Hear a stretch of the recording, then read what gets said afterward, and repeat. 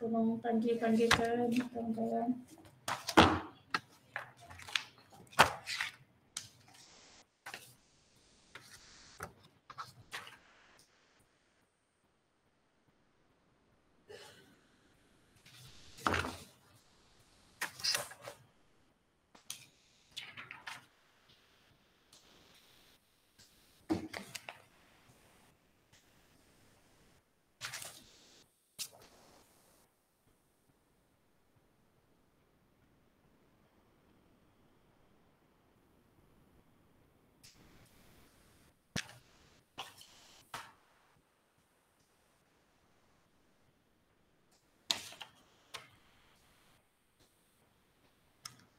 Okay, ya,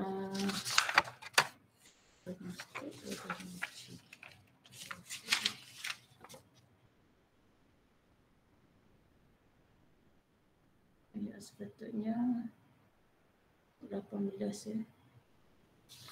So ada lagi, okay, seorang lagi belajar tak masuk lagi. Bukan, lagi 2. 18.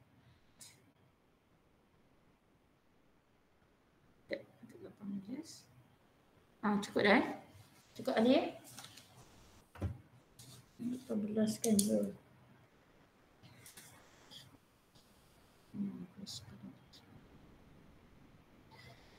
Okay, so dah cukup ahli. Okay, baik. Kita mulakan dulu kelas kita dengan umur kitab Al-Fatihah. Amin.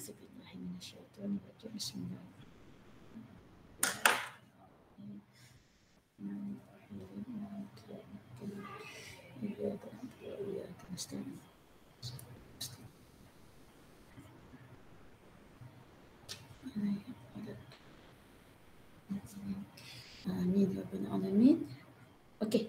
So untuk permulaan kelas, seperti biasalah kita on webcam dulu. Tengok muka masing-masing dulu. Ada ke tiada.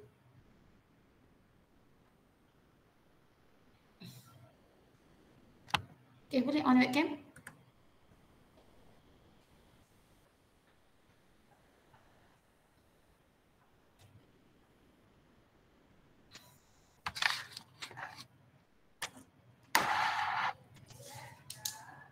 Sebab saya baru ingat you all sebenarnya ada kelas matematik kan lepas ni kan. So memang kena buat kelas pukul 2 lah saya ingat saya nak anjak juga pukul 2.30 setiap kali kelas kita, tapi baru teringat you all ada kelas maths. So tak boleh nak ganjak lah, memang kena start pukul 2 juga. Okay, yang lain tak on lagi? Yang belum on lagi ni sudah on?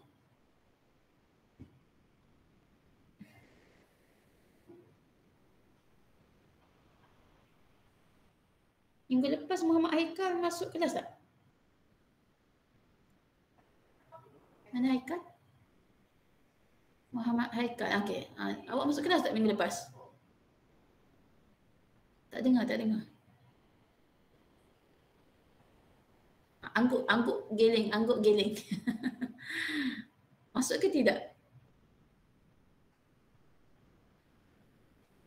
Haikal, sebab saya tak dengar awak punya voice ni. Masuk ke tidak Haikal?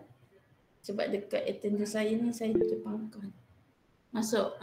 Okey. Mungkin awak masuk lambat ikut kelas minggu lepas. Sebab asalnya saya tulis pangkal kat sini. Masuk lambat tapi toilet ke apa. Okey, baik. Kejap, ada lagi tak buka. Akilah Sazwani ni share dengan siapa ni? Kau orang lain? Kelas awak ke apa? Akilah Sazwani. Awak share device ke? Aku gelap lah. Sinyal. Macam Aina. Apa dia? Awak share dengan siapa? Bising. Aina Kamilah dengan Nur Azlin. Aina Kamilah. Oh, Aina Kamilah. Okey, baik. Okey, kejap. Saya tak nampak muka lagi. Muka Tuan, Alia Nadia ni, mana lagi? Fahmi. Apa you? Alia Nadira dekat sebelah saya. Oh mana? Tak nampak? Oh tu. Ada. Okey. Hidayah? Hidayah Put. Panggil Put je. Nur Hidayah, Muhammad Fahmi, Azlin. Main slow Ustazah. Naslo. Nampak awak punya background tu macam saya. Dia tak nampak muka awak. Okey. Azlin?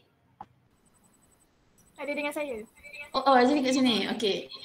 Abdul Mukid, Intan. Tak nampak muka? Dengan Fahmi. Okey, Mukid dah Dah nampak. buka Ustazah. Tak Ada buka? nampak kot soalan selalu. Oh, memang tak nampak. Yang Azlin pun. Okey, ni siapa ni? Hassan Hassan pun saya tak nampak ni Hassan. Dia. Okey. Okey, kita gambar dulu. Okey. Wahid Isnani Salasa. Okey, baik. Okey, so yang line slow ataupun yang tak boleh on webcam, seperti biasalah ya. Apa ni dalam kelas macam biasalah adab kita dengan di dalam kelas iaitu sentiasa berada di tempat masing-masing. Okey. Maksudnya you all ada kat tempat masing-masing. Kalau nak pergi toilet walaupun kelas online pun kena minta izin ya. Itu adalah adab yang kita perlu jagalah dalam kelas. Okey. Jadi kat pergi tandas ke, nak pergi minum ke, minta izin dulu. Okey. So sebab tu saya lebih suka nampak muka awak lah. Awak nampak muka saya nampak muka awak. Okey. So yang tak nampak muka ni sesungguhnya Allah Maha melihat. Okey, baik. Jadi insyaAllah, apa khabar semua? Kaifah halukum? Sihat ya? Alhamdulillah. Ada yang positif?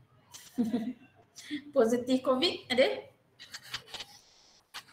Ada 3 pelajar saya baru dapat makluman 3 pelajar yang kena masuk pusat kuarantin kat Batu Pahat ya.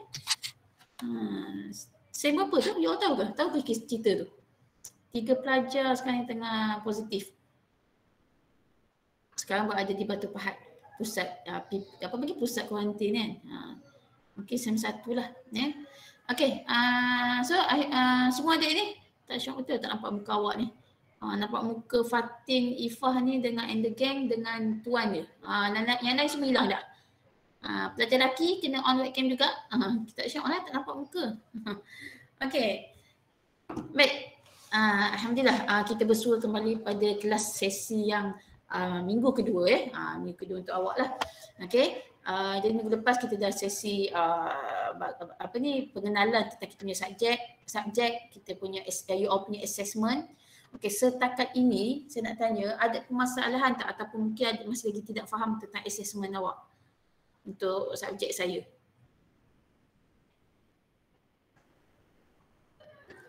Okey. Okey, semua okey? Semua on? Okey. Sebab saya bagi komen tajuk-tajuk yang you all bagi kat saya. Okey, dalam WhatsApp tu. Mana tadi? Okey. So yang ni tajuk ni ikut sebab tak ada semua baca tapi tak ada yang menjawab. Maksudnya okey Ustazah kami faham ke apa. Jadi saya takut you all tak faham.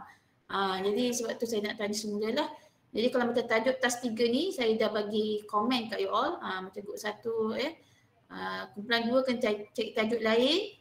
Tapi tak bagi lagi kat saya tajuk tu sampai ke hari ni. Siapa kumpulan 2 ni?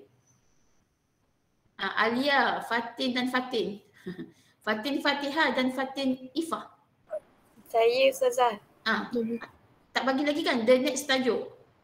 Saya ada WhatsApp Ustazah. Oh, PM okey. Lepas tu dah on ke saya kata on ke tajuk tu? Belum.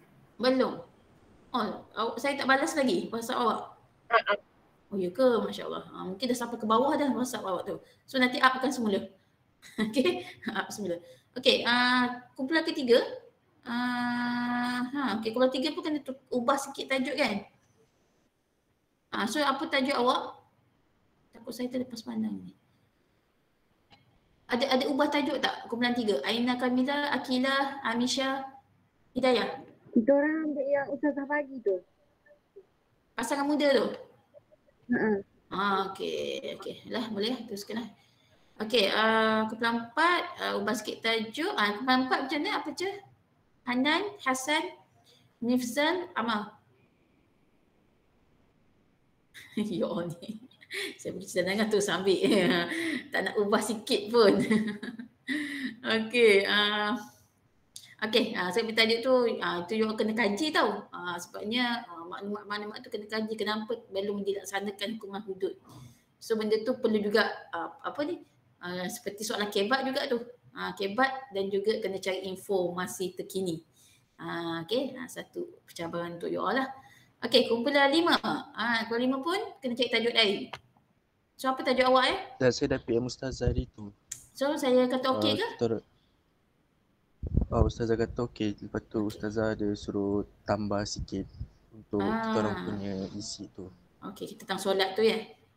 Bang Abah yang solat tu kan? Yang tentang solat tu. Okey. Baik. Okey, so saya tu yang diskusi ni. Okey, jadi insyaAllah anda you all ada apa-apa lagi permasalahan tentang TAS, tolong WhatsApp saya ya. Saya ni itu kata kelas agak banyaklah untuk semester ni, jadi takut saya terlepas pandang. Okey, jadi insyaAllah saya nak share dengan you all kita punya modul. So boleh you all tengok, dan saya sebenarnya lebih galakkan you all print out the module lah supaya lagi nampak lagi best sebenarnya kan. Macam saya bukukan lah, bukukan macam ni kan. Simple saja, bukukan. Tu lagi bagus. Okay, tapi kalau you tak nak juga print out, nak jimat kertas, okay, you all boleh tengok dalam WhatsApp. Okay, dalam WhatsApp. Cuma WhatsApp ni dia bahayanya sambil tengok nota, sambil tengok benda lain. Tu jadi sebab tu saya suka you all gunakan hard copy. Okay. Okey, sekarang ni kita insyaAllah kita akan masuk satu tajuk. Tajuk mana saya punya ni? Okey. Tajuk dalam kita punya modul ataupun nota awak. Okey, tajuk unit 1 ni sebenarnya berkaitan dengan you all punya TAS 5 ya. Apa TAS 5 you all? TAS 5 you all kena buat apa? Ujian kefahaman Al-Quran. Ujian kefahaman Al-Quran.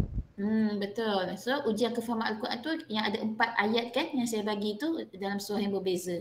So insyaAllah hari ni kita akan belajar, kita sama-sama berkongsi ilmu tentang tajuk penghayatan Al-Quran. Itu dalam you punya TAS 5 tu lah ayat-ayat TAS 5. Okey, so saya dah pasang slide. Okay, dah keluar ke slide saya? Ada? Nampak Okey. Alhamdulillah. Okey. Ini unit 1 ataupun bab 1 tentang penghayatan Al-Quran yang bersangkut paut dengan TAS 5 awak. Okey. So insya-Allah pada hari ini sepanjang hari ini kita akan belajar berkaitan dengan disebut penghayatan Al-Quran. Kadang-kadang kita macam kita bulan Ramadan kan, kita lebih kejar kepada hafazan kan, kepada khatam. Kita nak khatam Al-Quran cepat-cepat kan. Nak kerja bulan Ramadan tu, nak sebelum habis bulan Ramadan kita nak khatam Al-Quran. Kalau boleh dapat 3-4 kali lagi bagus kan. Okey. Tak ada masalah. Sebenarnya bagus juga ya, apa-apa yang berkaitan dengan Al-Quran, sedangkan kalau kita tak baca Al-Quran pun, kita tengok Al-Quran ataupun kita pegang Al-Quran pun, insya-Allah dah dapat ganjaran dia. Ni tak baca lagi ni, baru pegang Al-Quran kan. Dia dapat ganjarannya. Malah apatah lagi kalau kita membaca dan kita menghafal kan. Okay, walau bagaimanapun yang lebih afdalnya, yang lebih bagusnya jika kita bukan setakat membaca, bukan setakat menghafal, tetapi kita mentadabbur. Kita tadabbur Al-Quran. Hafiz. Ya, kita mentadabbur Al-Quran. Tu lagi bagus ya. Kita faham terjemahan dia. Kita ni mana tu? Tu dia. Ajarkan ideologi 3A. Tak ajar SEM 3. Tak tengok. Ya. Okey. Ada iklan sekejap. Okey. Jadi apa dia? Kita yang lebih bagusnya kita mentadabbur ayat Al-Quran tu. Okey, apa maksud tadabbur? Sebenarnya you pernah dengar tak perkataan tadabbur kan? Kalau utara panggil tadabbur. Betul ke? Okey. Okey, tadabbur tu apa maksud tadabbur? Tadabbur ayat Al-Quran. Apa maksud tadabbur tu sendiri? Menghayati. Okey, boleh? Menghayati. Kita menghayati Al-Quran, ayat Al-Quran tu. Okey, lagi apa lagi? Memahami. Kita memahami terjemahan Al-Quran tu. Setiap ayat ada terjemahan dia kan? Sebab tu sebenarnya saya lebih suka kalau kita ada Al-Quran terjemahan. Akan ada satu ayat Al-Quran yang tak ada terjemahan kan. Tapi saya lebih suka ada terjemahan sebab sambil kita mengaji tu kita boleh tengok apa maksud yang dimaksudkan dengan ayat-ayat tu. So ayat Al-Quran terjemahan. So kita memahami terjemahan ayat Al-Quran tu. Okey. Apa lagi yang boleh kita kaitkan dengan maksud tadabbur tu? Tadi menghayati, memahami. Apa lagi? Tambah lagi. Sebab menjiwai, betul ya. Bila kita baca, contohnya awak baca surah Al-Waqi'ah, contoh ya. Okey, Waqi'ah sebenarnya cerita pasal apa? Yang surah Waqi'ah cerita pasal apa sebenarnya? Kiamat kan? Iza waqa'atil waqi'ah. Tentang hari kebangkitan. Kita dibangkitkan semula, ya. Ada fa ashabul yamin, fa ashabul shimal, ada golongan kanan, ada golongan sebelah kiri kan, golongan yang mendapat syurga, ada golongan yang mendapat balasan azab daripada Allah SWT. Kalau kita hayati, kalau kita baca saja, kita setakat baca je lah. Oh, ni golongan kanan, oh ni golongan sebelah sini, buat dosa dapat termasuk dalam golongan shimal, golongan yang rajin beribadah kepada Allah, ya, amal ma'ruf nahi munkar, dia akan termasuk dalam golongan yamin kan. Itu setakat memahami, okey. Tapi anda kita menjiwai ayat itu, kita akan rasa satu benda yang Islam boleh naik bulu roma kita lah, takut dengan azab api neraka kan. Kita baca ya macam mana golongan shimal tu dibalas azab oleh Allah SWT. Itu kita menjiwai. Satu lagi saya tambah lagi untuk mentadabbur ni adalah kita mengaplikasikan apa yang telah diperintahkan oleh Allah SWT. Itu tadabbur. Dia bukan setakat saja memahami, menghayati, menjiwai, malah kita ambil balik ayat daripada Al-Quran tu dan kita mengaplikasikan dalam kehidupan kita. Ya, macam contohnya ayat wa aqimus solat wa atuz zakah kan. Tunaikan solat, keluarkan zakat. Itu pun kita mengaplikasikan apa yang telah diperintahkan oleh Allah. Itu adalah mentadabbur Al-Quran. Okey, jadi untuk hari ni, itu baru mukadimah tu. Okey. So untuk hari ni kita akan belajar tentang penghayatan Al-Quran. Okey, mentadabbur ayat Al-Quran tu, insya-Allah. Okey. Tengok pada slide saya. Kalau you ada nota, catat nota pun lagi bagus. Kita tak tahulah kalau di sini ramai Imam Syafi'i. Okey. Imam Syafi'i dia tak payah tulis pun. Kan, dia tak payah pegang pen. Sebab dia tulis pakai apa? Imam Syafi'i tulis pakai apa? Nota segala ilmu yang dia dapat. Tangan. Pakai apa? Tangan. Tulis kat tangan, pakai tangan. Dia tulis pakai inilah, pakai istilah jari dia kan. Dia tulis kat tangan ni. Ya. Malah Imam Syafi'i dia boleh menghafal walaupun dia tanpa tulis, pakai pen atau pensel, tapi dia boleh menghafal. Itu kelebihan Imam Syafi'i kita. Mazhab kita dah. Ya. So kalau you all boleh jadi seperti Imam Syafi'i, tak payah tulis dah. Okey. Tapi kalau rasa tak boleh jadi macam Imam Syafi'i, kena tulis dah. Okey. Okey. Jadi inilah hasil kita punya objektif pada hari ini. Okey. Itu kita akan sama-sama mentasmik, memperdengarkan bacaan. Saya akan memperdengarkan bacaan, awak memperdengarkan bacaan kepada saya. Itu adalah istilah tasmik. Okey. Kemudian kita akan belajar bagaimana apa yang you all akan faham daripada ayat-ayat kita akan belajar hari ini. Dan satu lagi, apa pengajaran ayat yang you all boleh ambil dan boleh integrasikan atau boleh aplikasikan yang saya sebut tadi kan. Boleh mengaplikasikan apa yang telah terkandung dalam ayat Al-Quran ni dalam kehidupan kita. Inilah kita punya objektif, insya-Allah unit 1 ni. Okey. Ini ayat yang pertama. Ayat pertama yang you all kena baca lah, tak perlu hafal kan. Tapi hafal dapatlah pahala menghafal tu. Okey, insya-Allah. Okey, so yang ni dia surah Al-Baqarah ayat ke-43. Okey, nak minta you all baca ni. Siapa volunteer nak bacakan? Pendek dia ayatnya. Okay, siapa nak bacakan? Tolong bacakan. Siapa nak tolong bacakan? Surah Al-Baqarah ayat 43.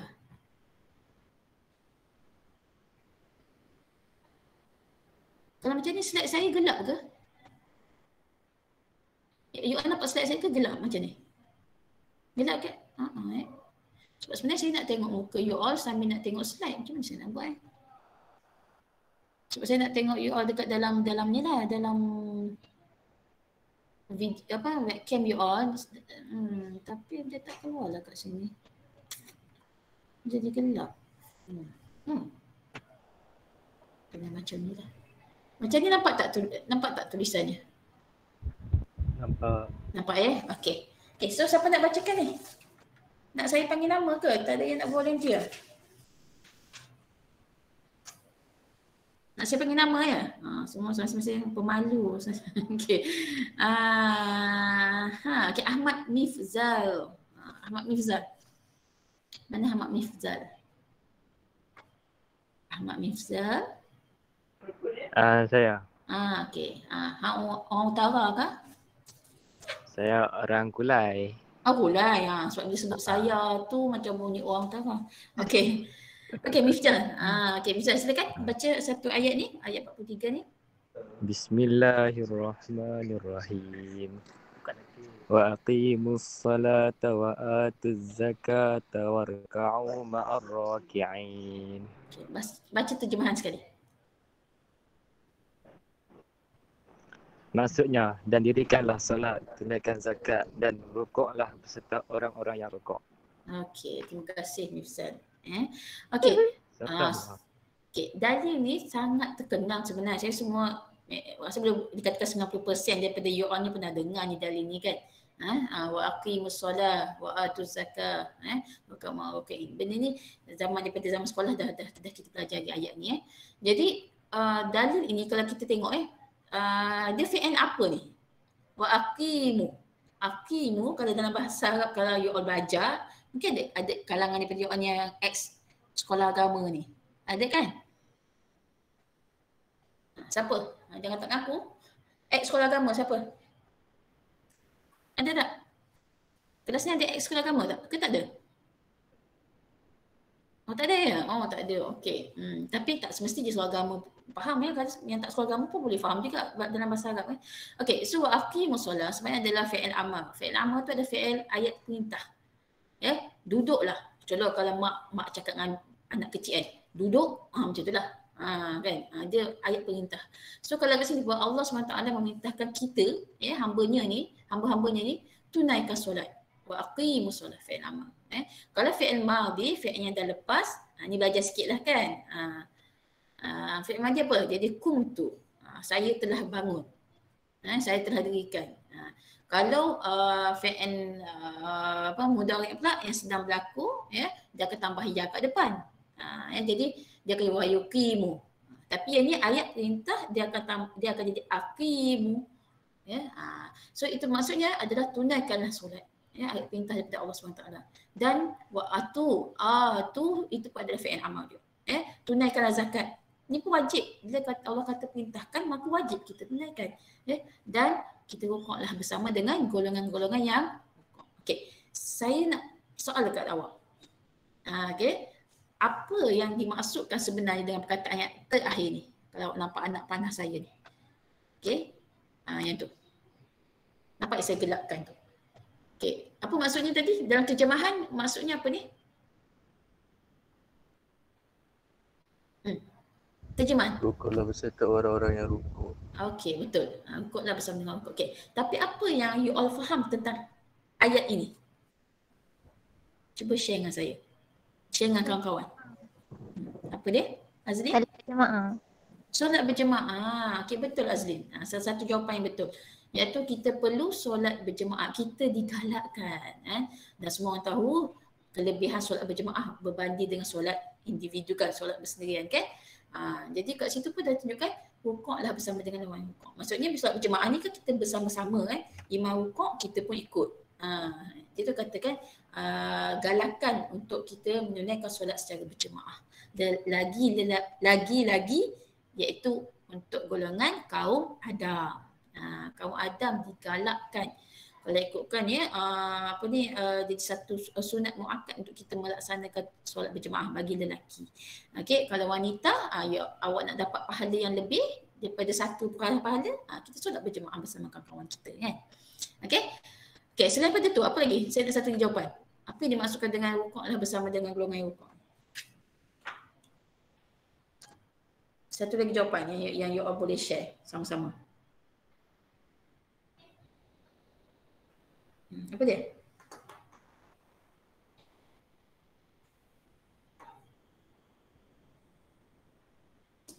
Tak tahu? Tahu ke? Tahu ke tak tahu? Tak tahu. Tak tahu. Okey, masuk kat sini kita diperintahkan oleh Allah Subhanahu Taala iaitu untuk menunaikan solat seperti golongan terdahulu solat. Ya, masuk ketika daripada zaman ayatnya Al-Quran ini diturunkan kepada manusia, kepada orang Islam diwajibkan untuk tunaikan solat, ya. So ketika itulah semua umat Islam menunaikan solat. Jadi dikata kat sini, ayat sini maksudnya kita yang golongan yang lambat ni, golongan yang istilahnya akhir zaman, perlulah kita solat seperti golongan terdahulu tu tunaikan solat. Iaitu yang paling afdalnya, yang paling baiknya iaitu kita solat mengikut solat Nabi Muhammad SAW. Ya, solat ni kalau awak tengok pergerakan solat, kalau awak belajar pergerakan solat, banyak kaedah sebenarnya, banyak bentuk, banyak bentuk. Kejap ada orang tu bila takbiratul ihram dia letak dekat atas dada kan, atas pusat. Ada pula orang bila takbir Allah Akbar dia letak tangan kat bawah. So kalau awak nak tengok perbezaan tu senang sahaja. Kat mana? Kalau nak tengok perbezaan pergerakan solat, kat mana boleh tengok? Mazhab imam. Okey, betul lah. Maksudnya berlainan mazhab, berlainan dia punya pergerakan solat kan. Okey, so tapi kalau nak tengok depan-depan mata, kat mana you all boleh nampak suasana begitu? Mekah. Yes, betul. Di Mekah. Ya, alhamdulillah saya tahun 2018 dapat pergi sana. Memang kat situ kita akan nampak pelbagai pergerakan solat ya. Yang penting solat itu ada rukun solat tu tidak ditinggalkan. Cuma di setiap pergerakan tu berbeza-beza ikut pada mazhab. Okay? Tapi yang saya nak sampaikan sini adalah yang lebih afdalnya adalah solat mengikut sunnah Nabi Muhammad SAW. Itu sebab kalau ikutkan lepas kita takbiratul ihram tu memang patut letak tangan di atas pusat, atas perut kita tu kan, bawah dada. Tu yang lebih afdalnya. Tapi kalau dia letak tangan ke bawah, yang penting takbir, kena ingat takbir Allahu Akbar tu, benda tu tu rukun solat. Tu kena buat. Tapi lepas tu tangan tu buat ada kat mana, itu tidak wajib. Tak wajib tangan tu letak dekat dada ke kat bawah. Tapi ikut sunnah Nabi Muhammad SAW letak atas pusat, pusat kita. Okay, itu itu kata pelbagai pergerakan lah. Yang penting jangan tinggalkan rukun solat. Jadi boleh terbatal solat kita. Okay, so ini ayat ni dijelaskan tentang kewajipan menunaikan solat ya. Keluarkan zakat dan juga rukuk bersama dengan rukuk. Okey, saya nak sampaikan pada you all semua pelajar-pelajar yang saya kasihi sekalian ni, iaitu tentang kewajipan tunaikan solat ni sangatlah dipentingkan. Sangatlah diutamakan. Aula. Sangat diutamakan. Kenapa saya kata macam ni? Nanti bila kita semua meninggal di alam barzakh nanti, persoalan yang awal yang akan ditanya adalah tentang ibadah solat kita. Tentang ibadah solat kita. Macam mana masa kau hidup kat dunia, kau solat cukup ke tidak 5 waktu? Ataupun masih berlubang-lubang, umur dah 18 tahun, dah 20 tahun, tapi solat masih lagi berlubang-lubang. Kejap solat, kejap tak solat. Jadi benda tu akan persoalan yang pertama lah. Kalau macam kita exam tu,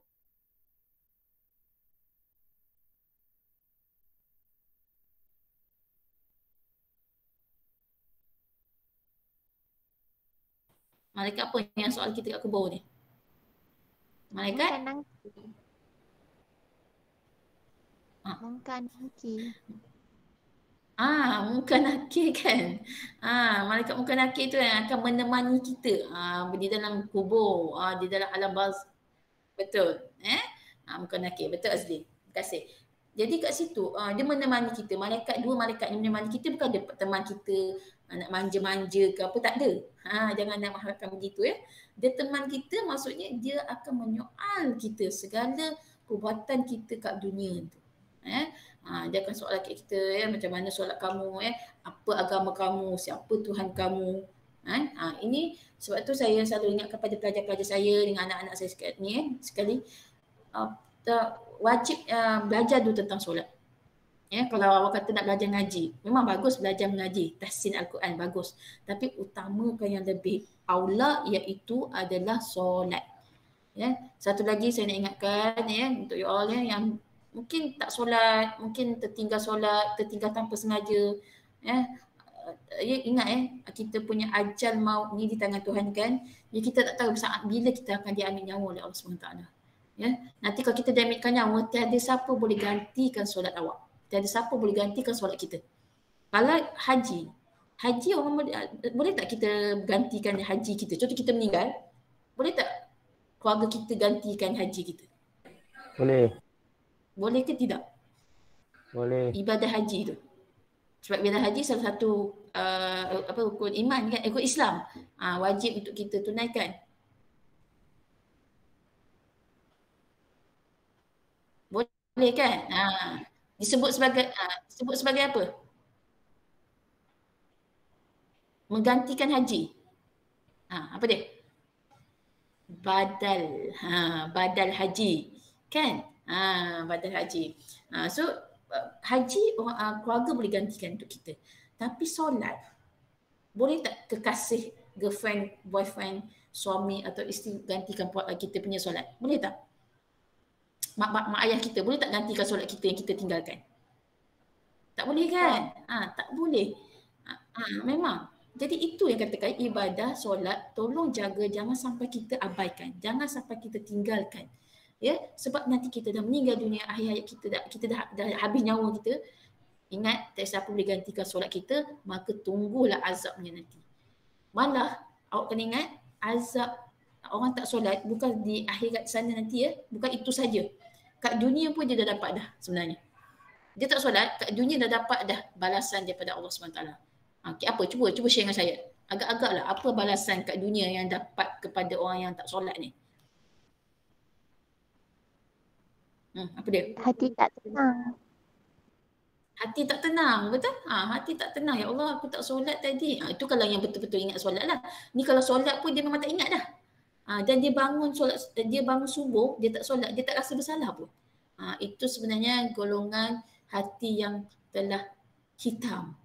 Hati yang telah gelap. Ya, dia tak rasa bersalah bila tinggalkan solat. Tapi orang yang rasa tak tenang, itu sebenarnya salah satu jugalah balasan yang Allah dah bagi masa kita masih hidup lagi. Dia sudutnya rezeki pun, rezeki kita tak solat dapat rezeki daripada Allah, tapi rezeki itu tak berkat. Apa lagi kalau macam ibu apa tak solat, mungkin mengalami masalah, anak-anak tu ada masalah sosial.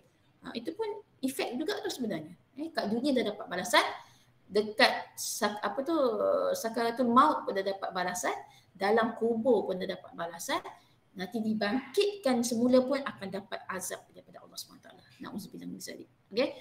So tolong jaga tentang solat kita. Ada kawan-kawan tak solat, tolong ingatkan. Awak sayang kawan kan? Sayang kawan, tolong ingatkan dia. Jangan pegang falsafah yang mengatakan kubur masing-masing. Kan?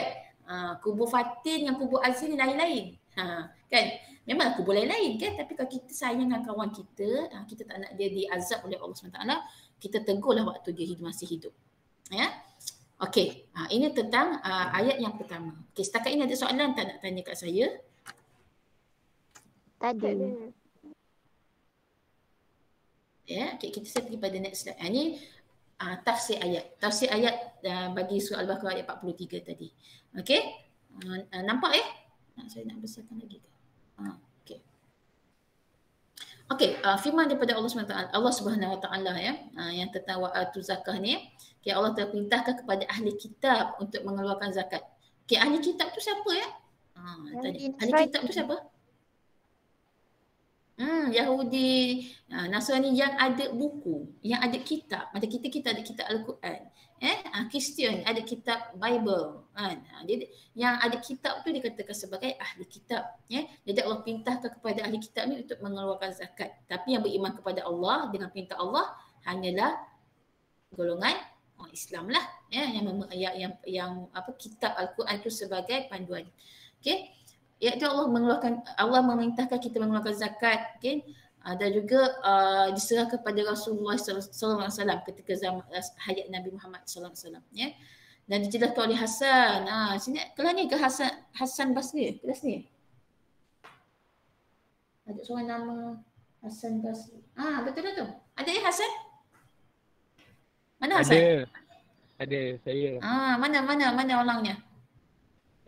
Ada. Cuba tunjuk muka sikit. Tak nampak muka. Buka webcam. Tu dia. Rambut kinti miau-miau tu. Okey.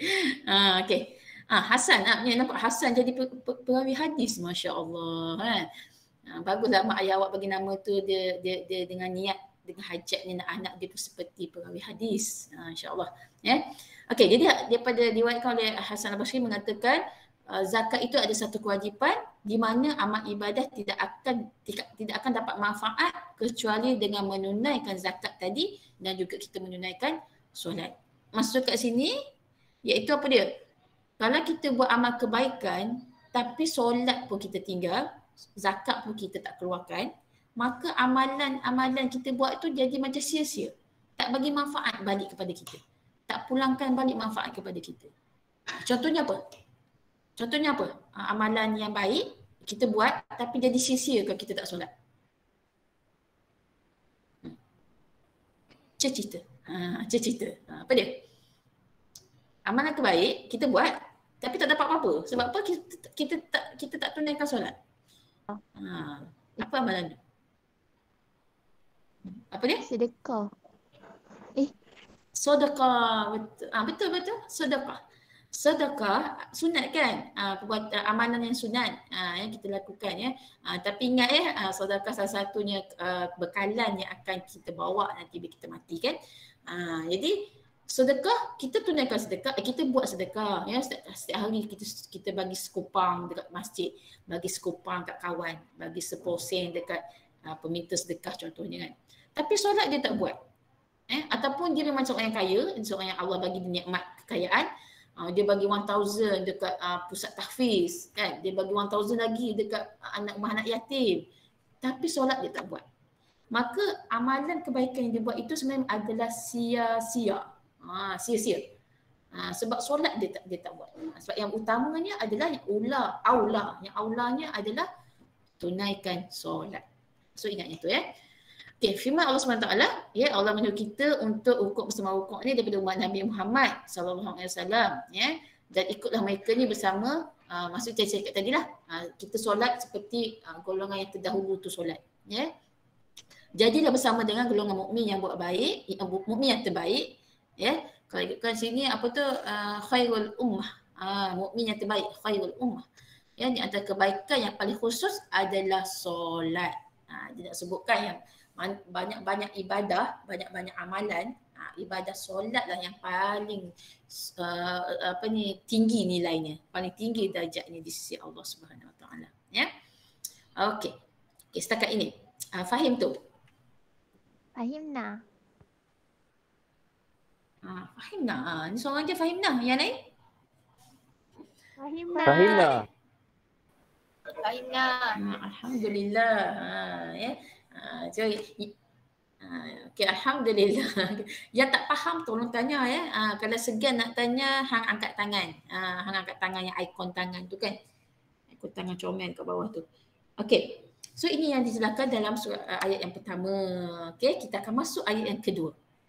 Ayat kefahaman untuk taslima awak tu kan. Yang kedua iaitu dalam surah An-Nisa ayat ketiga.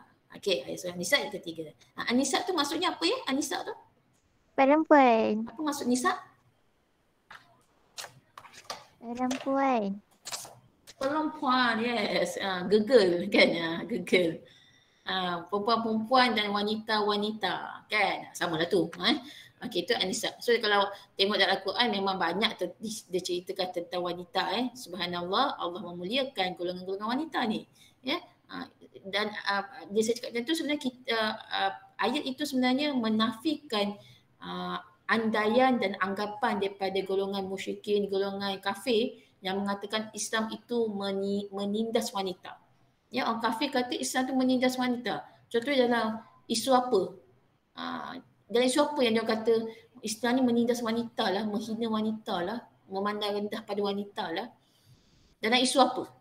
Yang boleh dikatakan terkenal jugalah. Dalam apa yang menyebabkan mereka mengatakan wanita itu ditindas oleh Islam? Apa Hanat? Hijab. Okey, boleh juga. Sebab kita kena pakai tudung kan? wajib memakai menutup aurat kan. So dia kata kenapa nak perlu memaksa wanita pakai tudung? Ya, zaman sekarang tengah panas kan. So dia kata menyebabkan mengatakan Islam itu merendahkan wanita, ya, tidak sayang pada wanita, tidak memuliakan wanita. Okey, satu lagi adalah poligami. Kan dalam isu poligami. Dia dalam Islam boleh kahwin sampai 4. So dia kata itu menyebabkan wanita itu dikatakan sebagai ditindas. Boleh ada 4 wanita dengan satu lelaki. Tapi kalau sebab orang kafir, dia orang tak boleh kahwin lebih daripada satu. Tetapi dia orang boleh buat hubungan lebih daripada satu. Kan? Sebenarnya kalau ikutkan secara logiknya pun nampak maksud mereka sebenarnya yang menghina wanita. Kan dia orang boleh kahwin satu sahaja, tapi dia orang boleh buat hubungan kelamin, hubungan seks dengan perempuan lain. Awak tengoklah kalau di barat lah kan, bini ada, tapi waktu malam pergi dengan perempuan lain, esoknya dengan wanita lain pula. Itu sebenarnya yang menunjukkan bahawa mereka ni yang lagi menghina wanita. Ya, kalau Islam walaupun ada 4 wanita dengan satu lelaki, poligami lah. Tetapi dalam Islam kita masih lagi menjaga hak-hak, ya, menjaga hak-hak wanita, menjaga hak-hak isteri tersebut. Tapi sebaliknya berlakunya dalam kalangan orang kafir. So subhanallah, nampak Allah sebenarnya dah memuliakan kaum wanita, ada banyak dalam ayat Al-Quran. Okey, jadi ayat surah An-Nisa ayat 3 ni, siapa nak bacakan? Kalau awak tak berapa jelas ayat ni, boleh tengok Al-Quran lah. Mungkin sebab tulisannya tak berapa nampak ni. Okey, siapa nak tolong baca? Volunteer. Saya lebih suka volunteer daripada panggil nama. Siapa tu? Saya. Siapa? Saya Azli. Intan Ustazah, Intan. Saya tu siapa tu? Azlin. Intan Azlin.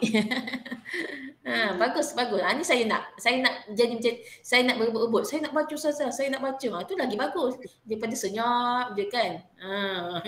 Okey, siapa cakap dulu? Intan dulu ke Azlin dulu? Azli.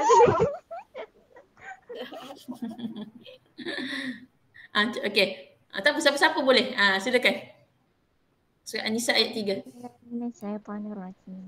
وإن خفتم ألا تقسطوا في اليتامى فانكحوا ما طاب لكم من النساء مثنى وثلاث ورباع. ألا تعدلوا فواحدة أو ما ملكت أيمانكم ذلك أدنى ألا تعدلوا. صدق الله العظيم. Laju benar tu yang kita pergi express KLIA. Okey. Laju-laju je pun betul, alhamdulillah. Betul bacaan dia. Cuma tadi kat hujung tu kena panjang lagi. Allah ta'ulu. Sebab ada wow tu kan. Boleh saya nak tengok tak sikit muka Azlin? Boleh tak tengok muka awak dulu tak? Sebab tak kenal lagi ni. Saya tak kenal lagi you all semua, baru kelas kedua kan. Boleh Azlin? Boleh on webcam tak? Azli? Dia dengan saya Ustazah. Okay, mana satu? Ramai berjemaah ke? Mana satu Azli? Tak nampak muka? Mana yang tudung hitam? Sini, saya. Nampak mata je tu Mati je lah.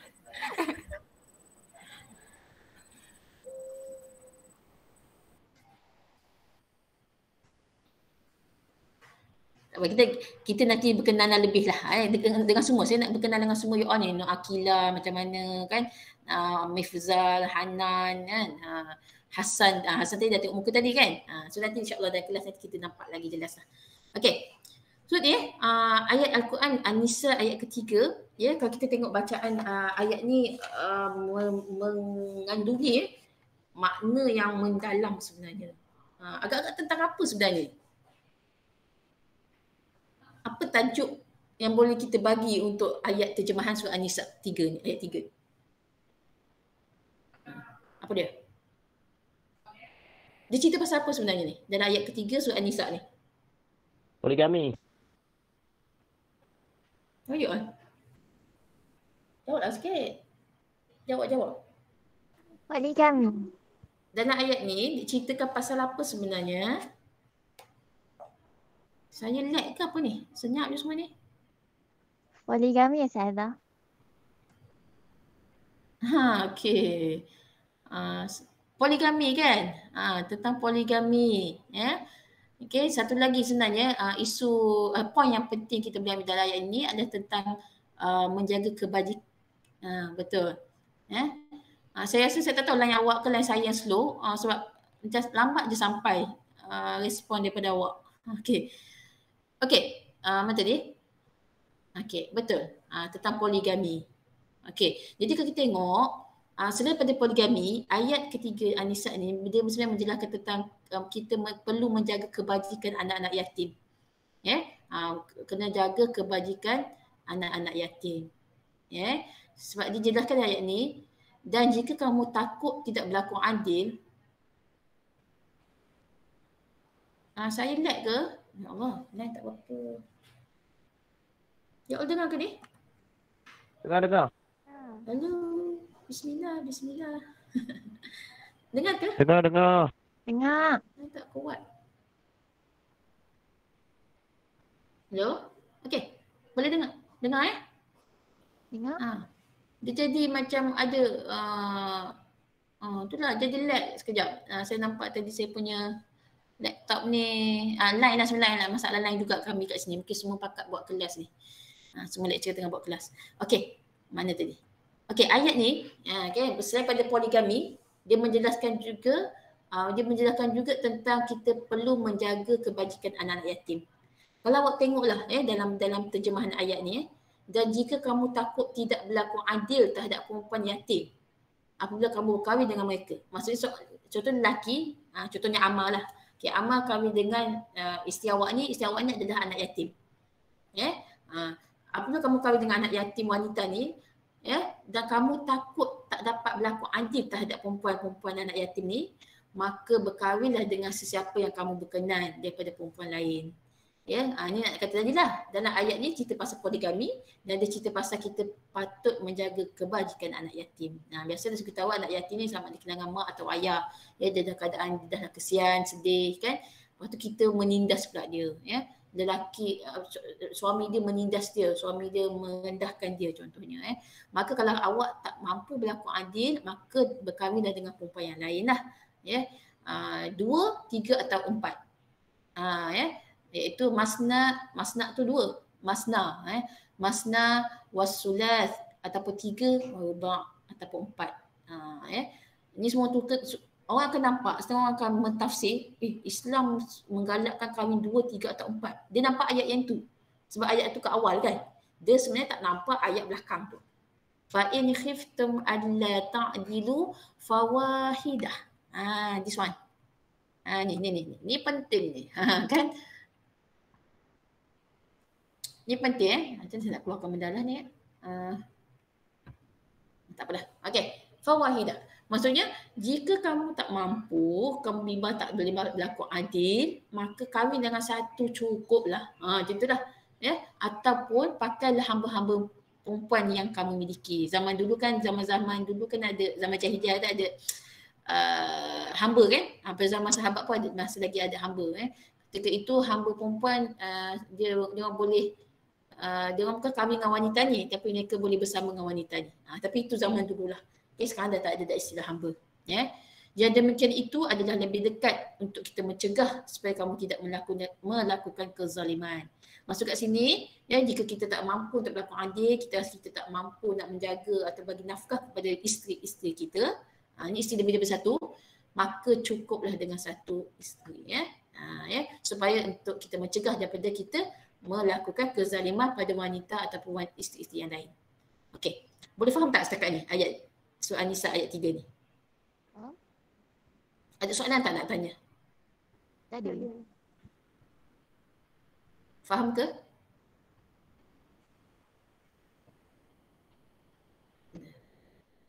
You all dengar saya punya ni? Faham. Saya takut saya terputus. Adakah saya punya voice terputus-putus? Okey. Okey. Baik. Saya tak tahu lain tak apa-apa okey ni. Lambat pula. Awak respon saya punya jawab soalan saya dia terlambat. Okey. Baik, ini tafsir ayat bagi ayat surah An-Nisa ayat 3. Tafsir ayat surah An-Nisa ayat ketiga. Okay, saya nak bagi soalan kat awak nanti ya. Siap sedia. Okay. Tafsir ayat surah An-Nisa ayat ketiga ini ya, iaitu Allah menjelaskan seandainya kamu tak mampu nak berlaku adil ataupun kamu tidak dapat menahan diri kita daripada memakan harta anak yatim. Contoh macam saya kata tadi, contohlah amal kahwin dengan anak yatim tadi kan, amal kahwin dengan wanita anak yatim. Ya, dengan niat dia nak kahwin dengan anak yatim tu sebab dia nak ambil harta anak yatim tu. Awak pun untuk makluman awak anak yatim tak semua miskin ya. Okay, ada anak yatim kaya. Kaya daripada kita. Sebab apa? Sebab ibu atau bapa yang meninggal tu kaya. So harta pewarisan tu bagi pada anak yang si anak yatim. So anak yatim ni lebih kaya daripada kita. Okay. Jadi mungkin dia kahwin dengan anak yatim tu dengan sebab dia nak harta anak yatim tu. Sebab tu dalam tafsir ayat ni dijelaskan bahawa seandainya kamu tidak mampu berlaku adil dan tak dapat menahan diri kamu daripada makan harta anak yatim, apabila kamu menikah dengan dia, maka janganlah kamu nikah dengannya. Ya, jangan nikah dengannya dengan tujuan menghabiskan hartanya, maka nikahlah dengan orang lain. So kalau niat dah salah, cepat-cepatlah tinggalkan niat tu, ya, kahwin dengan wanita yang lain. Tu maksudnya. Dan pilihlah wanita yang lain yang kamu rasa selesa, yang kamu tak akan menzalimi dia, sama ada 1, 2, 3 ataupun 4. Okey, dan jika kamu berpoligami ni, maka berlakulah adil dalam pembahagian waktu bermalam. Ni kalau adil ni sebenarnya kalau awak tahu, dia adil bukan dalam semua aspek sekaligus kan, memang dalam semua aspek, tapi ada bahagian yang kita tak boleh berlaku adil sebenarnya. Apa itu sebenarnya? Faham persoalan saya? Ada dalam dari satu sudut ni, kita tidak boleh berlaku adil dengan isteri-isteri kita. Apa dia? You all dengar tak ni?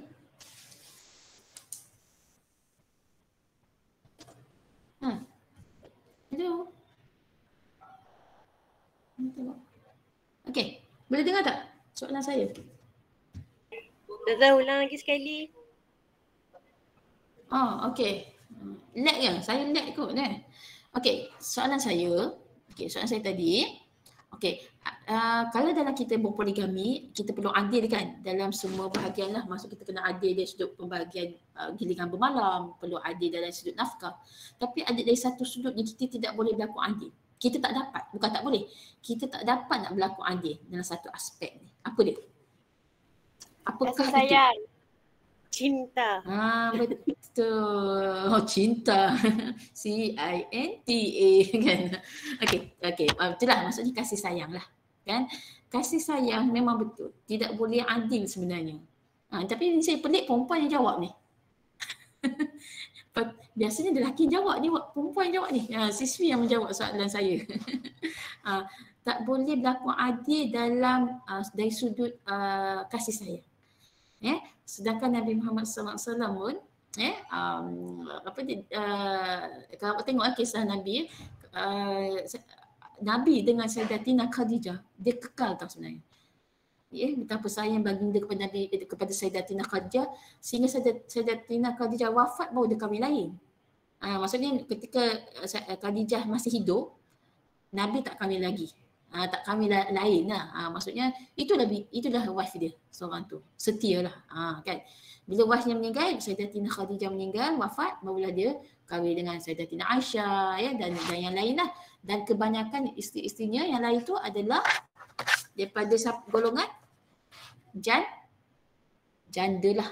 Kalau janda selalu orang kata janda ni macam istilah tak elok je kan. Bukan tak elok lah, macam sensitif. So kita cakap balu lah. Isteri-isteri Nabi ni daripada golongan-golongan balu yang kematian suami, sama ada kematian suami dalam peperangan kan. So Nabi mengambil mereka ni sebagai isteri baginda. Bukan dia ambil anak dara sunti yang cantik-cantik kan. Tapi Nabi mengawini wanita-wanita yang dalam kalangan balu yang tiada suami. Dengan niat apa? Kenapa Nabi kahwin dengan balu agak-agak? Cuba teka.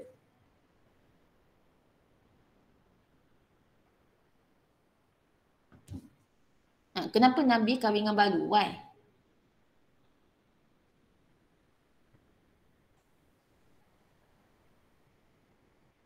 Awak dengar Kenapa Nabi kahwin dengan balu? Sebab apa? Lebih berpengalaman mengurus rumah tangga. Apa? Lagi sekali tak jelas. Lebih berpengalaman dalam menguruskan hal rumah tangga. Dia membantu kan, membantu golongan-golongan balu ni dalam menguruskan rumah tangga kan. Lepas tu lagi nak membantu anak-anak yatim ni kan. Kahwin dengan balu ada anak. Jadi membantu inilah bagi nafkah pada si isteri-isteri yang balu dan juga pada anak-anak dia yang anak-anak tiri dia. Tu dengan niat membantu. Bukan atas sebab nafsu. Okay. Jadi kalau tengok ya kita perlu adil dalam bentuk giliran bermalam. So contohlah Mukit kahwin 3 kan. Minggu ni dengan si A, minggu depan si B, minggu depan satu lagi si C kan. Kena adil. Sama ada seminggu bersama isteri ataupun kadang ada yang 3 hari. 3 hari kat rumah bini pertama, 3 hari lagi rumah bini kedua. Macam itulah dia kena adil. Jangan pula dengan bini pertama 3 hari je, bini kedua seminggu. Kan? So tak adil. Tempoh hari tu berbeza kan. Jadi perlulah adil ya, kena jaga perasaan isteri-isteri tu. Okey, nafkah pun kena bagi adil. Kalau isteri pertama dapat 300 sebulan duit perbelanjaan, isteri kedua pun kena dapat lebih kurang 300 juga. Tak boleh isteri pertama RM300, isteri kedua RM1,000. Contoh kan. Dia kena adil dari nafkah. Perumahan kena sama juga kan.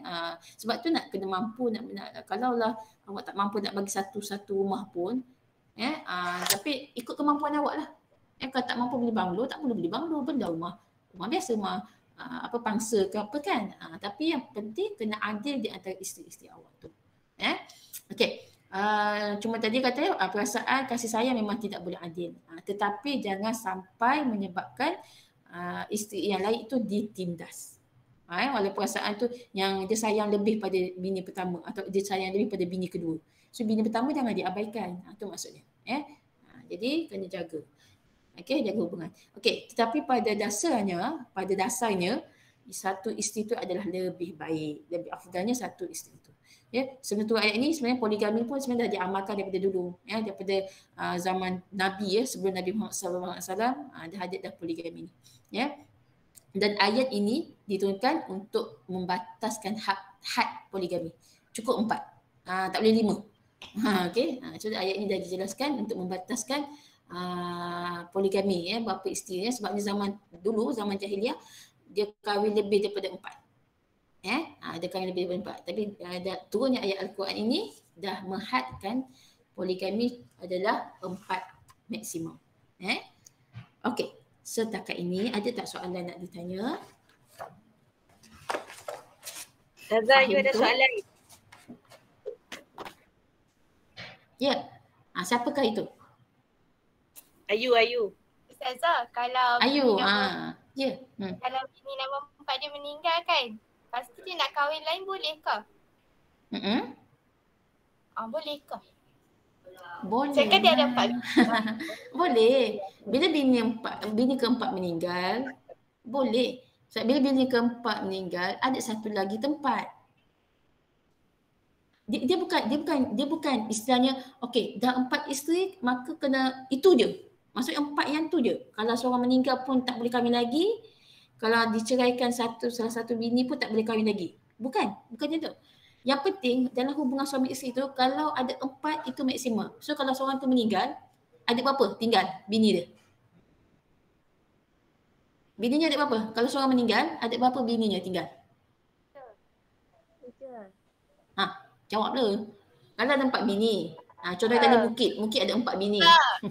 Seorang bini meninggal. Tinggal 3 Ustazah. 3 isteri saya. So dia boleh kahwin lagi satu.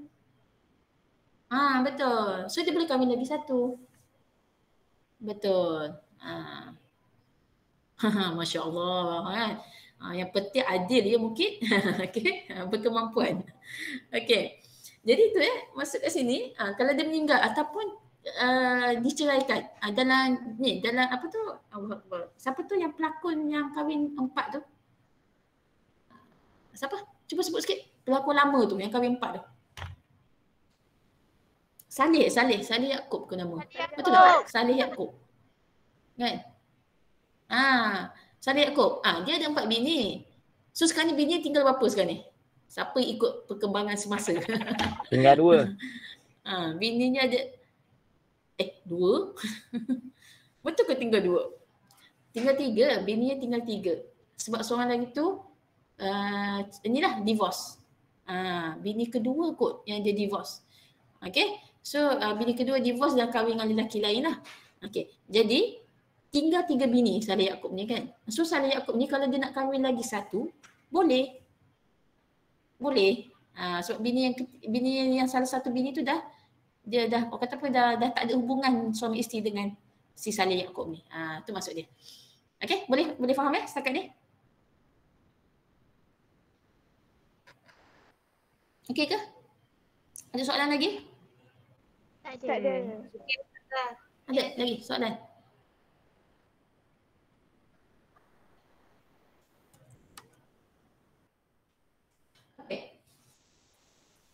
Okey, boleh saya sambung lagi?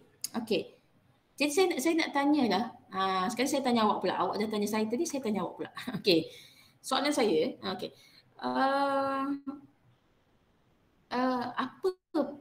Apa pengajaran yang awak boleh dapat daripada ayat An-Nisa?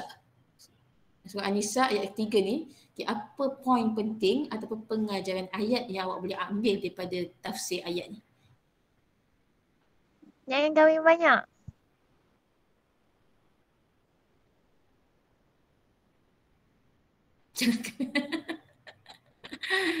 Siapa jawab tu?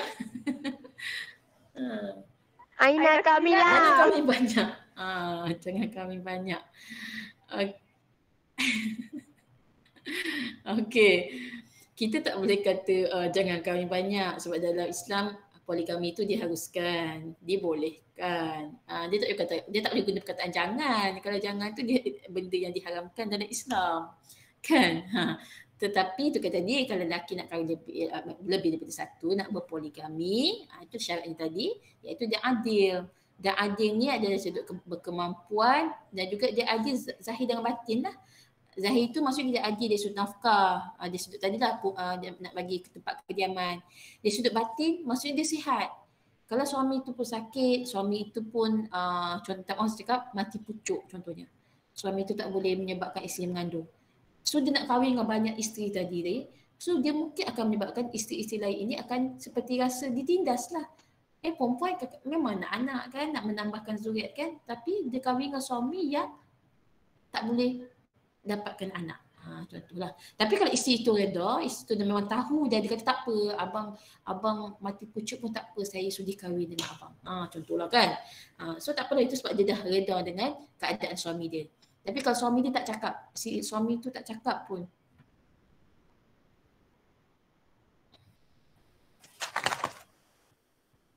Yang tak okey lagi.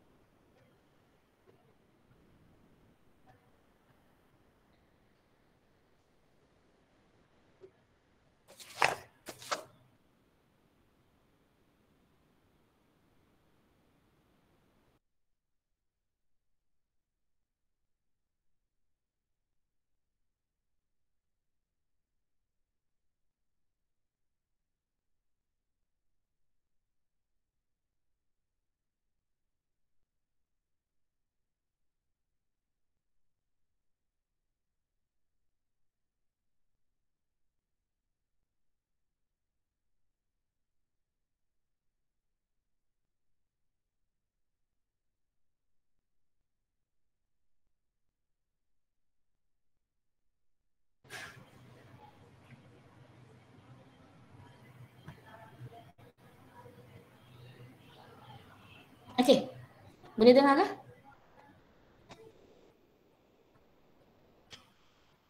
Boleh Ustazah. Dengar tak Boleh ya? Okey. Lag. Tak tahulah lag petang-petang ni pula dia tak okey kan. Okey, sekejap. Saya nak pasang balik slide. Slide saya jadi terkeluar. So, kena on balik slide. Okey. Boleh nampak slide saya? Nampak Belum. Okey. Belum? Oh, belum lagi. Sekejap. Ya. Dah, okey. Alhamdulillah. Okey. Baik. Sampai mana tadi? Okey. Soalan saya tadi. Awak dengarkan soalan saya tadi sebelum saya lag tadi? Saya bagi soalan tadi kan? Tak dengar. Oh, tak dengar? Alamak. Okey, tak apa. Soalan saya ni persoalan saya pada awal lah. Daripada tafsir ayat surah An-Nisa ayat ketiga ni, apa poin ataupun pengajaran yang awak boleh keluarkan, yang boleh awak dapat, yang boleh awak faham tentang ayat ni? Cuba kita share sama-sama. Apa pengajaran ayat yang kita boleh ambil daripada tafsir ayat surah An-Nisa ayat ketiga? Pengajaran ayat dia yang boleh kita dapat. Yang awak faham lah. Senang cerita awak yang faham. Apa yang awak faham tentang ayat ni?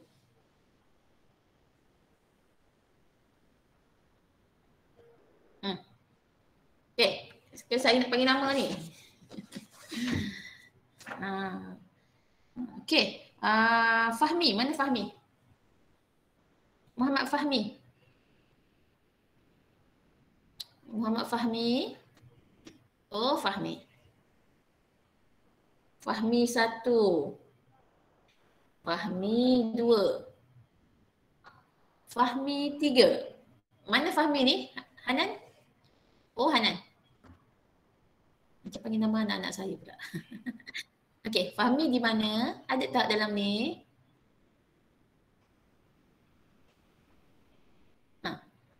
Fahmi senyap je ni. Mana Fahmi pergi ni? Kan saya tulis absent nanti. Fahmi? Ada Fahmi? Saya tulis absent Fahmi. Walaupun awak dah masuk awal-awal kelas. Ni saya panggil awak dah tak nyahuk dah ni. Okey, kita tukar lain. Kelas ni laki sikit ya. Okey, Hasan. Mana Hasan? Hasan? Hasan? Mana Hasan? Tengok Hasan hilang. Sebab tu saya suka kalau you on webcam. Saya nampak muka awak. Kan? Bila tutup webcam tu macam-macam dugaan, ujian. Semua ada. Okay, bila on webcam saya nampak muka awak dan memang tahulah, yakin awak kat depan laptop. Ya, saya. Abdul Mukid. Hasan. Oh, Mukid. Hasan. Mukid. Ya, saya Ustazah. Panggil nama-nama awak pun dah ambil masa dah ni. Ya, saya.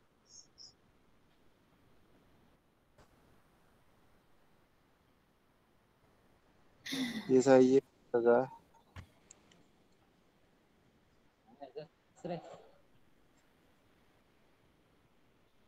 Hello. Siapa tu? Saya tu siapa tu? Saya Abdul Mukid. Okey. Tak, saya nak tanya mana kawan awak yang saya panggil? Fahmi mana Fahmi? Hasan mana Hasan? Ada saya. Dan slow. Line slow. Tu siapa tu? Saya tu siapa tu? Hasan? Hasan.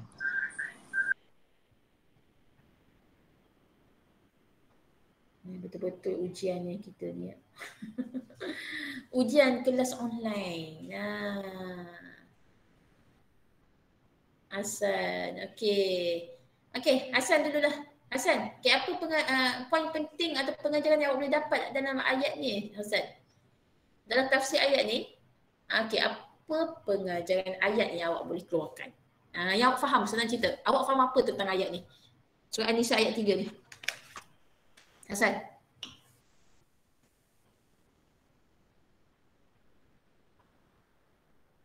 Hasan, dengar ke tak ni?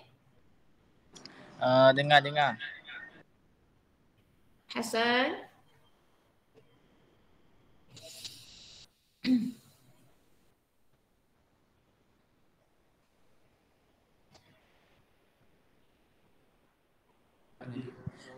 Taufik 4 kena ada.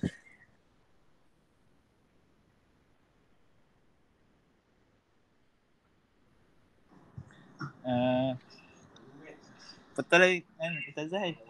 Okey, apa pengajaran ayat? Bagi saya satu saja. Apa yang Sebagai faham seorang tentang ayat ni? lelaki yang sejati,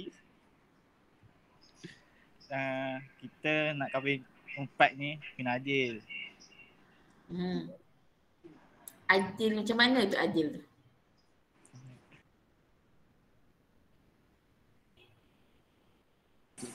Adil macam mana? Pada malam yang first, isteri utama. Malam kedua, isteri kedua. Malam ketiga, isteri ketiga. Kan?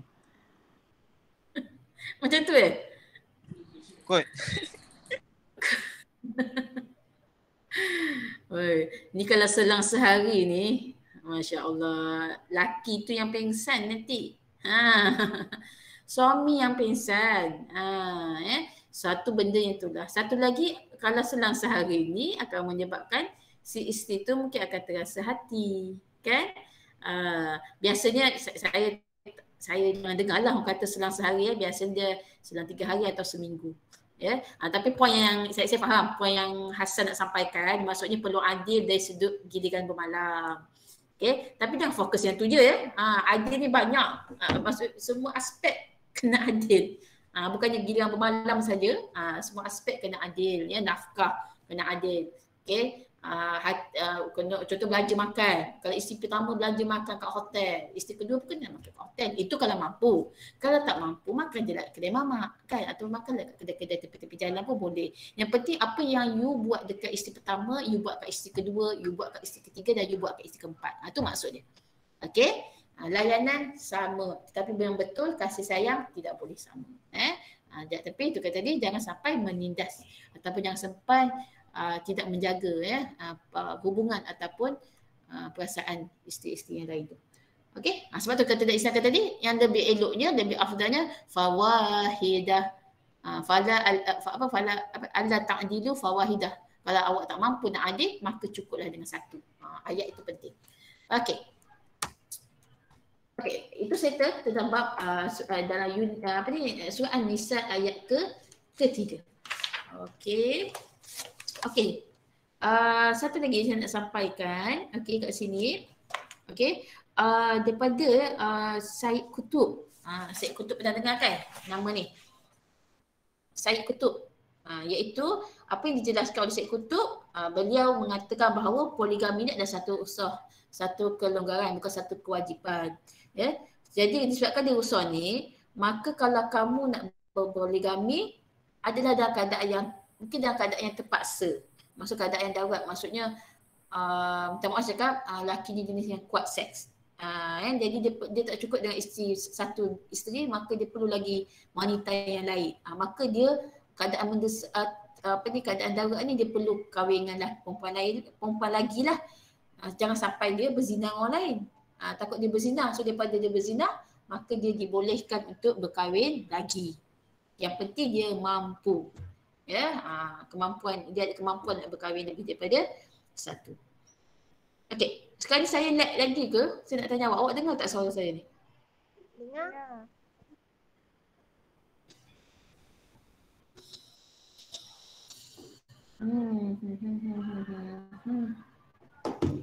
Tak.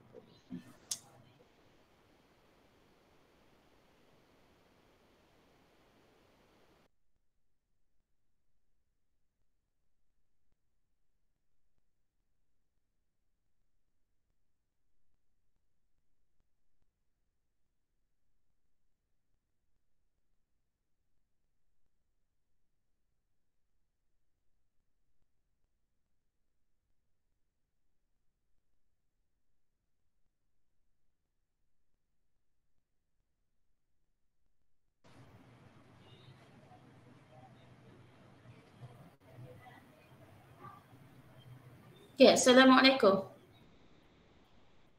Waalaikumsalam, Ustazah. Waalaikumsalam. Saya lag kan? Betul tak? Betul. Betul. Masya Allah, innalillah. Memang ini menguji ketabahan dan kesabaran saya sebenarnya. Okey, mana tadi? Slide saya hilang Slide hilang? Hilang. Sat. Mana ni? Okey. Okey. To be tu.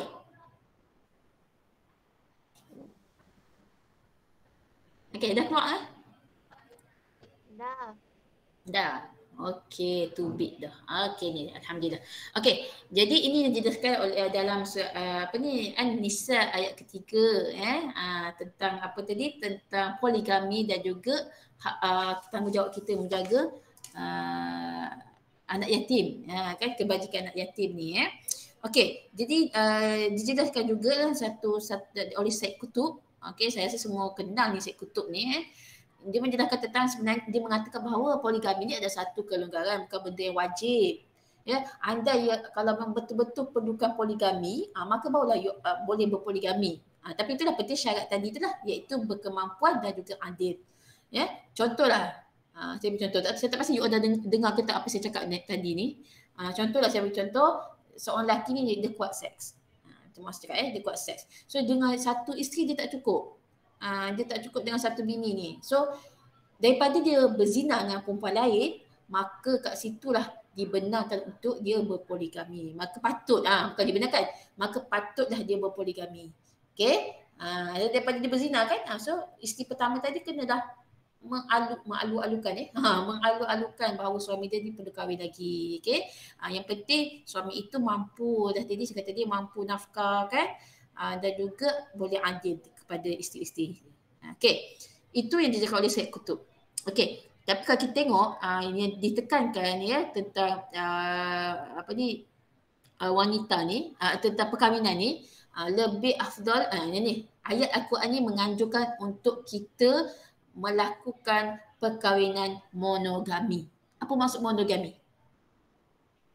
Monogami apa? Bukan monopoli ya. Monogami. Maksud monogami apa dia? Lebih daripada satu. Kahwin satu. Satu. Fawahidah. Itu monogami. So lebih afdalnya kahwin dalam perkahwinan Islam ni iaitu monogami supaya tidak berlakunya tadilah ya, andai kita nak mencegah daripada berlakunya kezaliman. Okey. Okey, itu dia. Wallahu a'lam. Dan satu lagi, kita tak nak sampai isteri-isteri tu dianiaya. Tu ya. Kena jaga hubungan tu ya. Jadi ni kalau nak dengar Abdul Mukid kan nak kahwin lebih tadi kan. Jadi kena yakin yang awak tu mampu kan. Awak tu boleh adil dengan isteri-isteri awak. Bakal isteri awak. Ya. Okey, setakat ini faham tu? Fahim nak. Faham ya? Alhamdulillah. Saya nampak muka ni je, nampak muka siswi ni. Siapa nama yang saya dah okey, baru buka yang lelaki. Okey. Okey, nampak yang kekal tadi yang wanita yang muslimat ni. Siapa nama? Saya lupa yang pakai spek depan. Siapa nama? Comel-comel ni. Intan. Apa?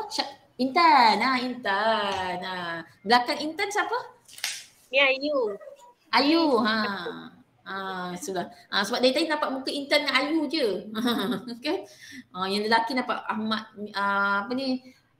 berjemaah kat situ. Kan? Mifzal kan? Berjemaah kat situ. Okey, baik. Itu tentang surah An-Nisa ayat yang ketiga. Boleh tak saya masuk lagi satu? Sekarang 3.5. Saya masuk lagi satu ayat. Boleh ke? Boleh. Boleh kan? Okey. Dalam surah apa yang ketiga ni?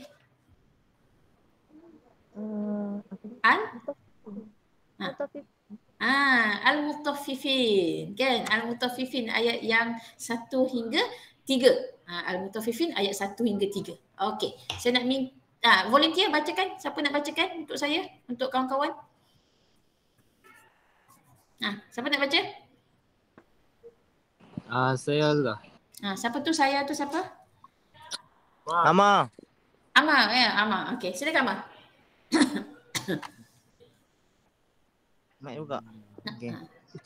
Nampak ke? Bismillahirrahmanirrahim. Wailul lil mutaffifin alladhina idza qalu 'alan nasi yastawfun qaluhum awwazan wa idza. Oh, baik. Wa idza qaluhum awwazanu yusirun. Sadaqallahu azim. Sadaqallahu azim. Amin. Okey, wazanuhum ya, wazanuhum yukhsirun. Okey. Terima kasih Amar. Okey, 3 ayat ni Al-Mutaffifin ni mungkin kita kadang-kadang dengar, kadang-kadang baca kan. Banyak kita baca surah Al-Mulk, surah As-Sajadah, surah Yasin kan. So Al-Mutaffifin ni sebenarnya kalau kita dengar ibrah ataupun tadabbur tentang surah Al-Mutaffifin, masya-Allah, rupanya banyak yang kita pernah lakukan selama ini sebenarnya salah di sisi Islam. Apakah itu? Jeng. Okay, dengar apa saya nak jelaskan. Okay, Al-Mutaffifin tu sendiri sebenarnya Mutaffifin ni satu golongan sebenarnya. Satu golongan, kalau awak tengok dalam terjemahan ayat ni, kecelakaan besar bagi golongan yang menipulah. Curang tu maksud dia menipu.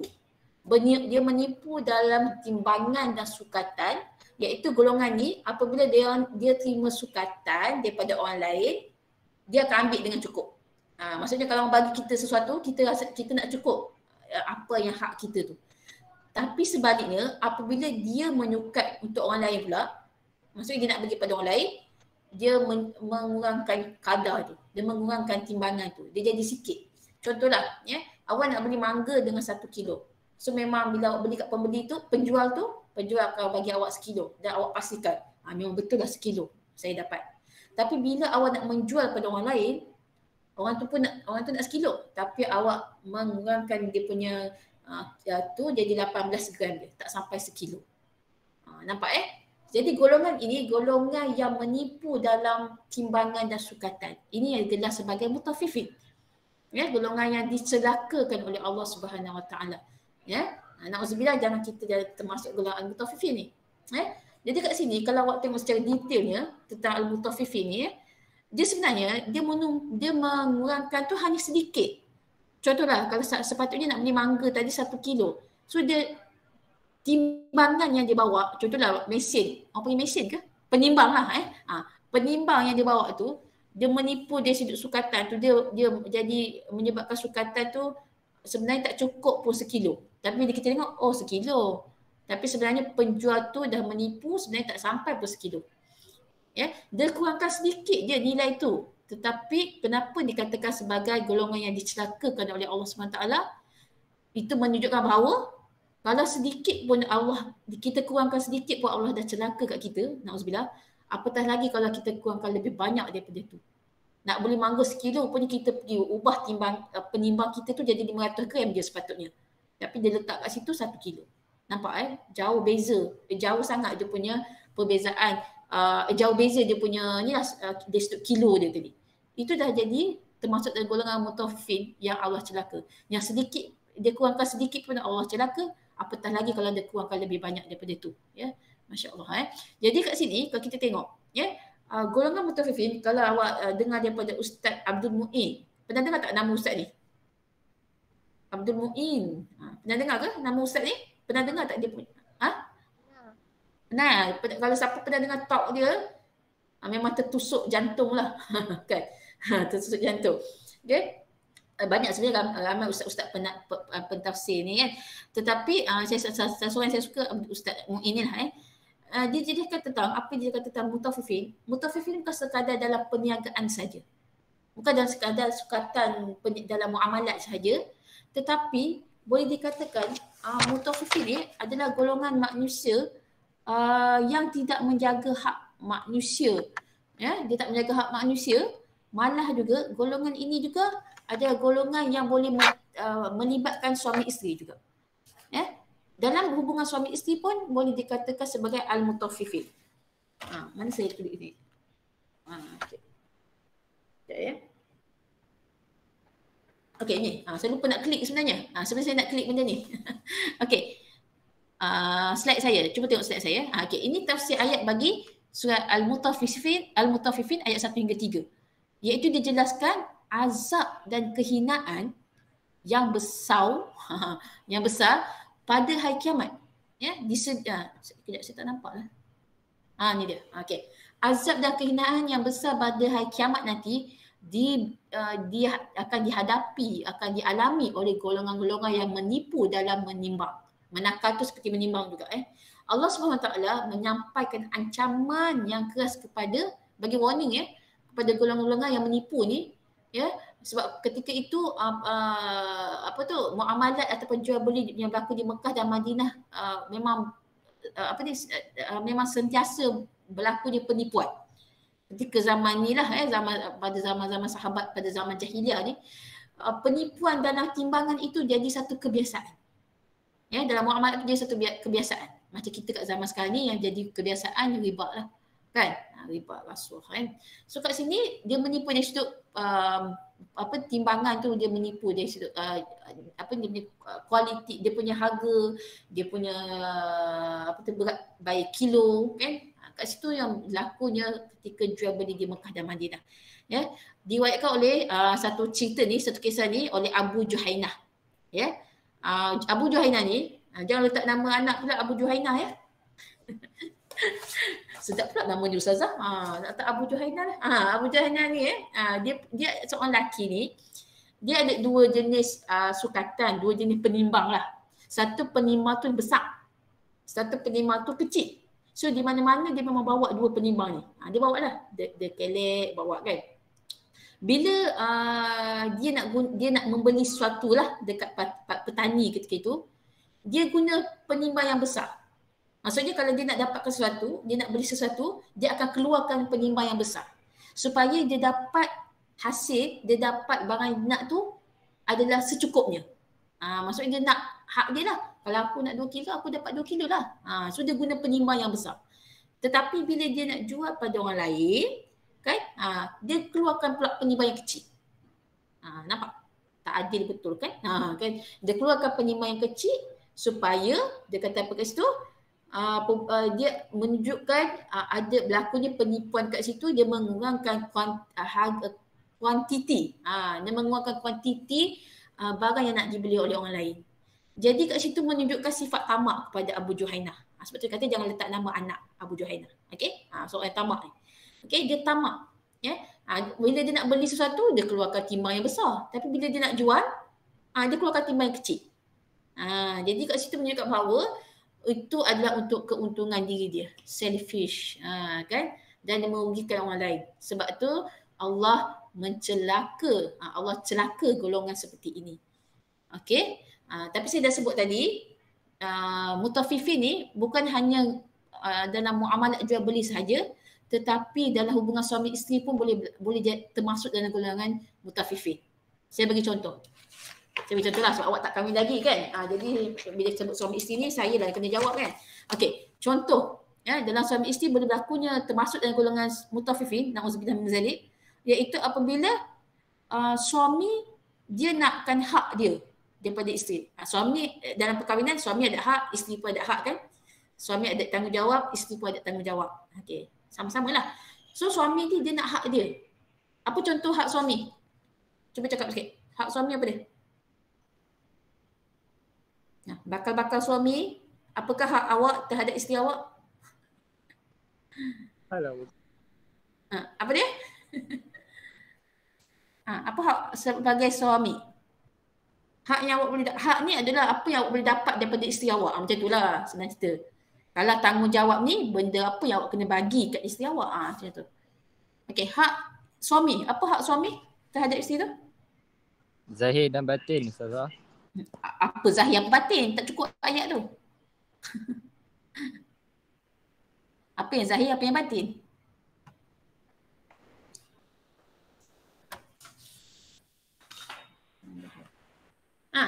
Cuba jelas, detailkan lagi. Ya, zahir dan batin. Apa maksudnya tu? Zahir dan batin tu. Makan minum. Makan minum. Makan minum. Okey. Makan minum? Maksudnya? Dia kena bagi makan minum kat suami macam tu? Dia kena beli makan minum kepada suami ke apa? Apa maksud awak tu?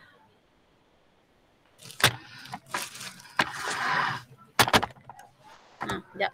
Saya nak. Makan minum, yang kena beli makan minum sepatutnya suami ke isteri sebenarnya?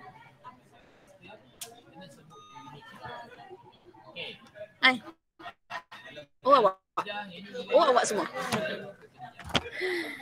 Okey, menyediakan makan minum suami ke isteri yang sepatutnya? Suami. Apa dia? Suami kan? Nafkah kan? Nafkah. So suami wajib bagi nafkah kepada isteri. Okey. Mungkin awak nak masuk awak layanan kot ya? Layanan daripada isteri tu ya? Yang baik. Betul. Okey. Contoh dari sini, yang situasi ni, hak suami adalah mendapat layanan yang baik daripada isteri tu kan. Okey. So suami ni menuntut hak dia lah. Okey, isteri awak kena layan saya dengan baik. Kan? Contoh salah satu isteri boleh buat masak ke, ataupun bila suami balik kerja bagi sediakan air. Itu sebenarnya layanan, itu kan layanan yang baik. Okey, tetapi dalam masa sama dia tidak menjaga hak isteri dia tu. Ya, okey, hak isteri pula apa? Apa hak isteri? Muslimat, siswi. Duit. Apa hak kita? Apa dia? Beg? Duit dia sambut dia. Okey lah, betul lah tu. Maksud duit tu ni lah, dia kewangan. Okey, nafkah. Okey, nafkah.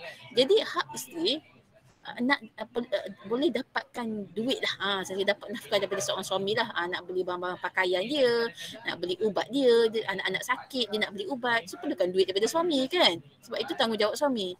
Okay. So dalam hal ini yang saya katakan suami isteri pun boleh jadi sebagai golongan mutafifin. Suami nak hak dia dilayan dilayan dengan baik, tapi dia tak jaga hak isteri dia tu. Dia tak bagi pun nafkah pada bini dia. Itu pun sebenarnya boleh dikatakan si suami boleh termasuk dalam golongan mutaffifin.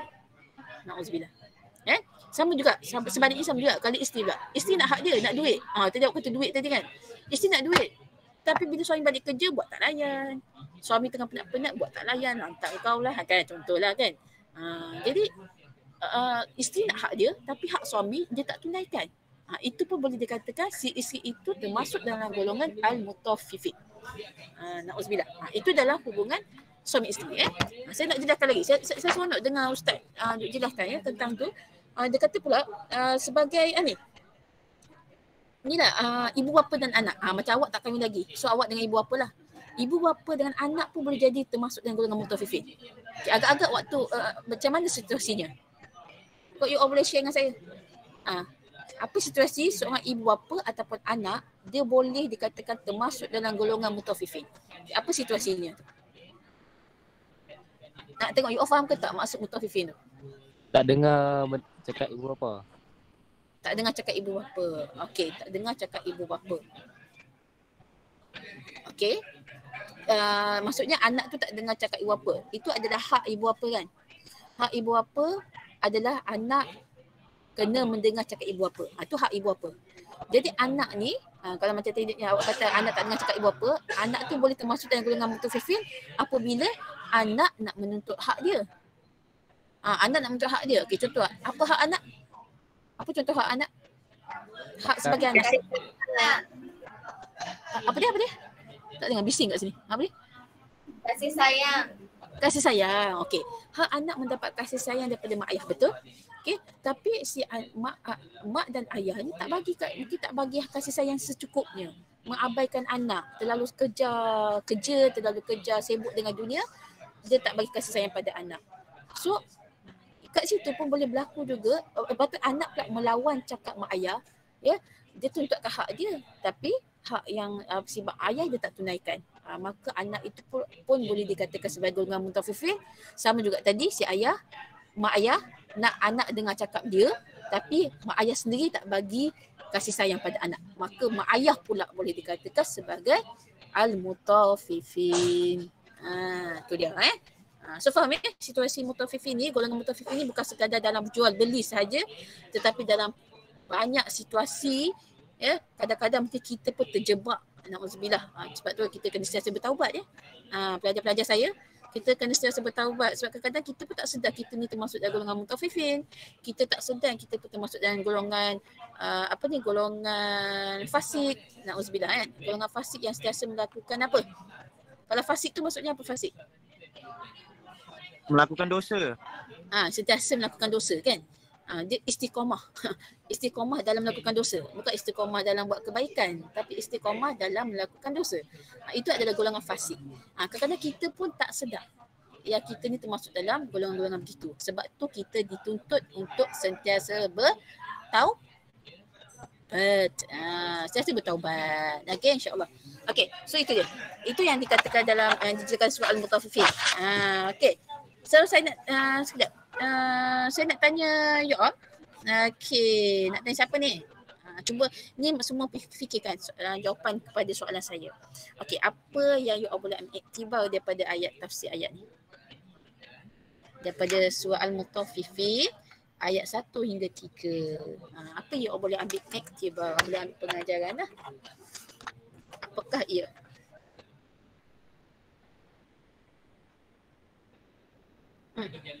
Apa dia? Kesimpulan. Apa dia? Kuat sikit, tak jelas. Kesimpulannya kita kena berlaku adil dalam berniaga. Kena berlaku adil dalam berniaga. Berlaku adil dalam berniaga. Okey, contoh berlaku adil dalam berniaga tu macam mana tu?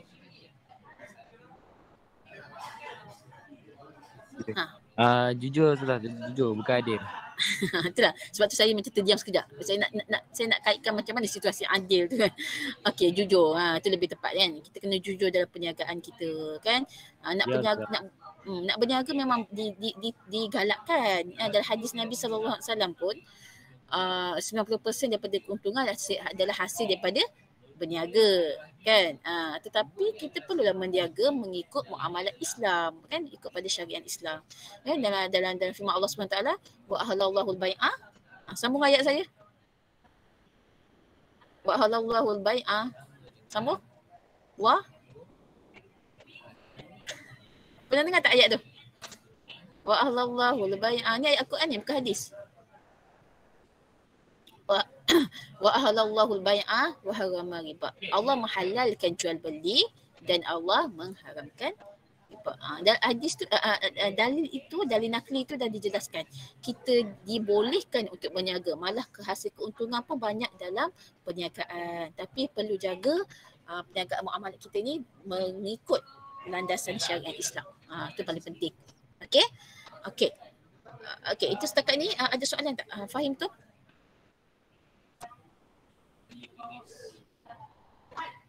Fahim nak. Okey, ada soalan. Saya suka soalan. Siapa nak tanya tu? Saya. Ya, saya. Ya, Intan.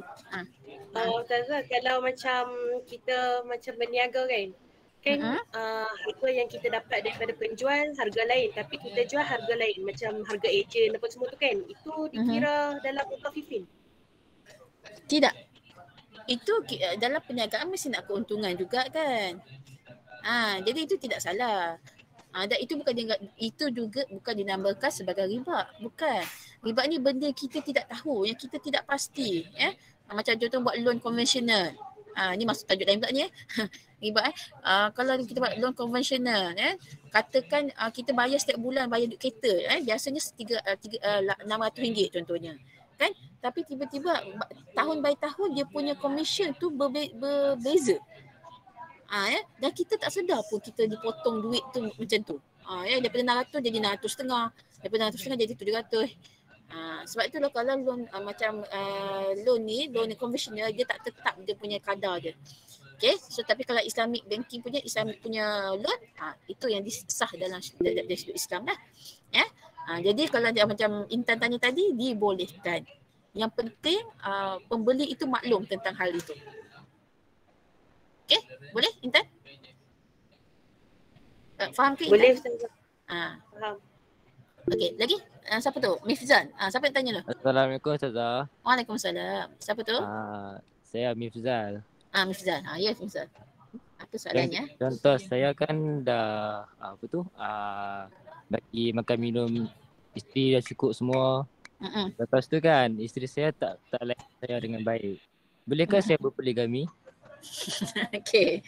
Suka soalan dia macam tu Okey.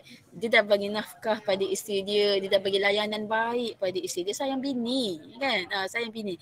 Tapi apa yang dia dapat, bininya tak hormat kat dia. So macam mana ni? Tanya you all dulu. Macam mana nak buat? Ayu buka mic Ayu. Apa Ayu? Suami dia boleh tegur dia supaya isteri dia tu bagi layanan yang baik. Kena tegur lah kan? Okey. Ayu bagi pandangan kena tegur. Saya dah tegur dah Ustazah. Dia macam dia tak dengar juga cakap. Dah tegur dah. Tak nak tengok orang kat utara pagi ketegak. Dia ketegak ni, degil. Macam mana nak buat tu? Bini macam ni. Memang betul lah, ni bukan main-main, memang ada zaman sekarang ni. Sebab tu banyak berlaku kes perceraian di kalangan usia muda. Sebab masing-masing ego. Masing-masing ego lah. Ego tinggi. Kan? Degil. Istilah degil. Bukan anak-anak degil dia, mak ayah pun ada yang degil Okay. So macam mana nak buat? Macam mana nak buat bini macam ni? Soalan, okay, kita jawab soalan Mifzah tadi lah. Mifzah tanya boleh tak dia berpoligami sebab bini dia ni tak nak dengar cakap dia. Gitu. Boleh tak? Tak ada nak jawab. Bincang salah. Berbincang. Okey. Tu dia kata dah berbincang. Dia dah nasihat, tak nak dengar juga. Okey. Jawapan daripada saya lah. Ini pendapat saya. Okey. Kalau isteri macam ni, memang ada isteri macam ni. Sampai boleh dikatakan isteri tu nusyus ya. Sebab si suami dah bagi nafkah, si suami dah bagi layanan yang baik. Isteri liar lah. Saya isteri liar. Ini tak nak dengar cakap suami. Tapi sebab si suami ni masih lagi berfikiran waras dan dia masih lagi sayang pada isteri dia. So dia takkan cerai bini dia. So tapi dia sama dia berkenalan pula dengan wanita lain. Macam drama Melayu pula berkenalan dengan wanita lain. Maka dia nak kahwin dengan wanita ni. Okey. Poin yang saya nak sampaikan, macam saya sebut tadi, poligami ini dibolehkan. Yang penting si suami itu apa dia? Apa Mifzah? Suami tu kenapa? Adil. Lain jawab. Kena adil. So kalau si suami tu, satu lagi, saya pada adil. Ada satu lagi. Adil dan apa? Adil dan mampu. Yes, mampu. So kalau lah si suami tadi, bininya macam ni, bininya tak nak dengar cakap tadi, tapi dia masih sayang bininya dan dia takkan ceraikan isteri dia ni lah, bagus. Tapi tu kena sentiasa menegur lah walaupun bininya ketegak. Tapi insya-Allah lama-lama isteri tu akan lembut hatinya. Okay. Dan yang kedua berkemampuan. Kalau lelaki tu memang adil dan lelaki tu berkemampuan, maka bolehlah kahwin lagi. Macam tu je. Prinsip dia macam tu je. Kalau dia nak poligami boleh. Yang penting dia mampu dan dia adil. Okay. Boleh Miftah Miftah. Betul lah? Betul ke Miftah? Betul. Okay. Miftah orang mana ni ya? Selain macam lain sikit. Miftah? Miftah orang mana? Mirza orang Kulai. Orang Kulai? Apa nama? Miftah pula. Mifzal Afiq. Okay, Afiq lah senang. Afiq orang Kulai ya. Tapi selain dia macam tadi saya dengar macam Selang Utara. Ni Selang Sabah pula saya dengar. Saya orang Utara lah saya. Utara. Mana Pelih? Mifzah yang ni lah. Ni Mifzah. Yang cakap tadi tu? Afiq. Afiq. Saya pun dah confused dah. You all ni memang sengaja lah bagi saya confused. Itu bukan. Ini Amar. Ini Mujib. Sekali berempat kat situ. Masya Allah. Lagi berjemaah daripada Intan ya. Intan baru bertiga tu. Dia orang berempat. Okay, tak apa. Tak ada masalah kalau you all nak share device. Yang penting you all berada depan laptop. Itu paling penting. Okay, itu saya dah jawab soalan tadi. Okay, ada lagi soalan ke? Ustazah ni. Fatin nak tanya. Fatin. Mana Fatin? Tak, dia kata kalau isteri tu dah bagi layanan yang baik tapi suami tu pula yang tak ni, adakah dia boleh ceraikan suami tu? Tak. Maksudnya minta fasah. Minta fasah. Okay. Sebab kan isteri tak boleh poligami kan? Ya, betul. Okay. Isteri kalau boleh poligami, habis nasab tu. Hancur nasab. Kenapa saya kata hancur nasab? Kalau sebab itulah dalam setiap hukum yang Allah turunkan kepada kita ada hikmah, ada sebab. Okey, kenapa lelaki boleh poligami, perempuan tak boleh poligami? Why? Cuba jawab soalan saya. Kenapa perempuan tak boleh poligami? Siapa boleh jawab soalan ni? Sebab tak tahu nanti anak dia nama bapa mana satu. Betul lah Azlin ya. Betul lah tu. Nasab tu. Kalau perempuan boleh kahwin banyak, perempuan boleh kahwin 4, nanti kalau dia mengandung, siapa bapa anak dia? Nak binkan dengan siapa? Nanti kalau anak tu pula dah nak kahwin, siapa wali anak ni? Sebab tak tahu bapa dia mana satu. Mak saya kahwin 4. Saya tak tahu bapa saya suami pertama ke suami kedua. Siapa jadi wali saya? Nampak Jadi efeknya tu dia ke arah begitulah. Sebab apa perempuan tak boleh kahwin lebih, tak boleh kahwin lebih bersatu? Sebab nak menjaga nasab keturunan kita. Tu Okey, so berbalik kepada soalan dia tadi, soalan Fatin tadi apa tadi? Okey, suami pula yang ketegak. Okey, isteri dah baik, isteri dah solehah molehah semua. Tapi suami pula yang ketegak. Okey, senang ceritalah, ketegak tu saya rasa boleh lagi diasah, boleh lagi dibantu. Tapi kali ni suami yang pukul bini. Contohlah suami yang memukul isteri dia. So macam mana nak buat? Okey, yang pertama dia boleh buat aduan di mahkamah. Macam tadi Inta ada sebut fasah tadi. Okey, fasah tu maksudnya memohon untuk berpisah atas sebab tertentu ya. Bukan sebab isteri tu dah jatuh dia cinta dengan lelaki lain, maka dia minta fasah. Itu bukan fasah, itu nusyuz. Okay. So si isteri dah suami memukul dia lah. Jadi dia boleh pergi buat aduan di mahkamah dan mengatakan si suami memukul dia dan kena ada bukti lah. Bukti perubatan ke apa ke, gambar ke. Maka dia boleh minta fasah untuk suami tu lepaskan dia. Okay. Tapi lebih eloknya, tu kata dia macam awak dah jawab tadi, lebih eloknya berbincang baik-baik, ya, doakan suami tu supaya lembutkan hati dia, kan. Tapi andai dah tak tahan, mungkin dah setiap hari dipukul, maka bolehlah upkan ke pihak atasan, maksud pihak yang berkenaan, seperti mahkamah, pejabat agama, Okey, saya menjawab ke soalan Fatin? Jawab Okey, lagi. Saya buka lagi soalan. Ada lagi tak soalan? Tak apa, ayat yang keempat tu kita boleh sambung nanti, next week. Ayat yang keempat. Ustazah, berbalik kepada mutafifin kan. Kalau kita macam penjualan atas hak milik orang lain tu mutafifin juga? Penjualan? Okey, macam ni, konsep mutafifin, awak kena faham. Konsep mutafifin ni, dia menjaga hak dia tapi dia tak menjaga hak orang lain. Dalam istilah tadi saya kata dia mengurangi sesuatu. Dia mengurangkan sesuatu lah. Contoh tadi lah, kalau nak beli suatu benda, bila dia beli dia dapat apa yang dia nak. Tapi bila dia jual balik ataupun dia bagi pada orang lain, dia mengurangkan kuantiti tu. Itu mutafifin. Tapi kalau membeli atas milik orang lain tu tak apa. Bukan tak apa, maksud saya itu adalah bukan mutafifin, tetapi tidak dibenarkan dalam Islam. Menjual sesuatu, menjual sesuatu bukan hak dia. Contohlah awak macam inilah, senang ceritalah, saya beri contoh. Hanan dengan Hasan berkongsi beli baju KKTM, contohlah kan, baju sukan KKTM, you all berkongsi duit. Contoh baju tu harganya RM30. Lepas tu Hanan bagi RM15, Hasan bagi RM15. Berkongsilah beli baju. So pakai berkongsi-kongsi kejap. Hari ni kau, hari ni aku pula kan. Tapi minggu depan Hasan jual baju tu pada orang Afiq. Dia jual baju tu kepada Afiq. Sedangkan Hanan tadi dia keluarkan duit juga beli kan. So dia menjual sesuatu bukan atas milik dia sepenuhnya. Maka itu dilarang di dalam Islam. Tetapi itu bukan golongan mutafifin. Sebab mutafifin kena faham konsep dia mengurangkan sesuatu. Hak dia dijaga tapi hak orang lain dia tak jaga. Tu dia. Okey, Allahu a'lam. Okey, lagi soalan lagi?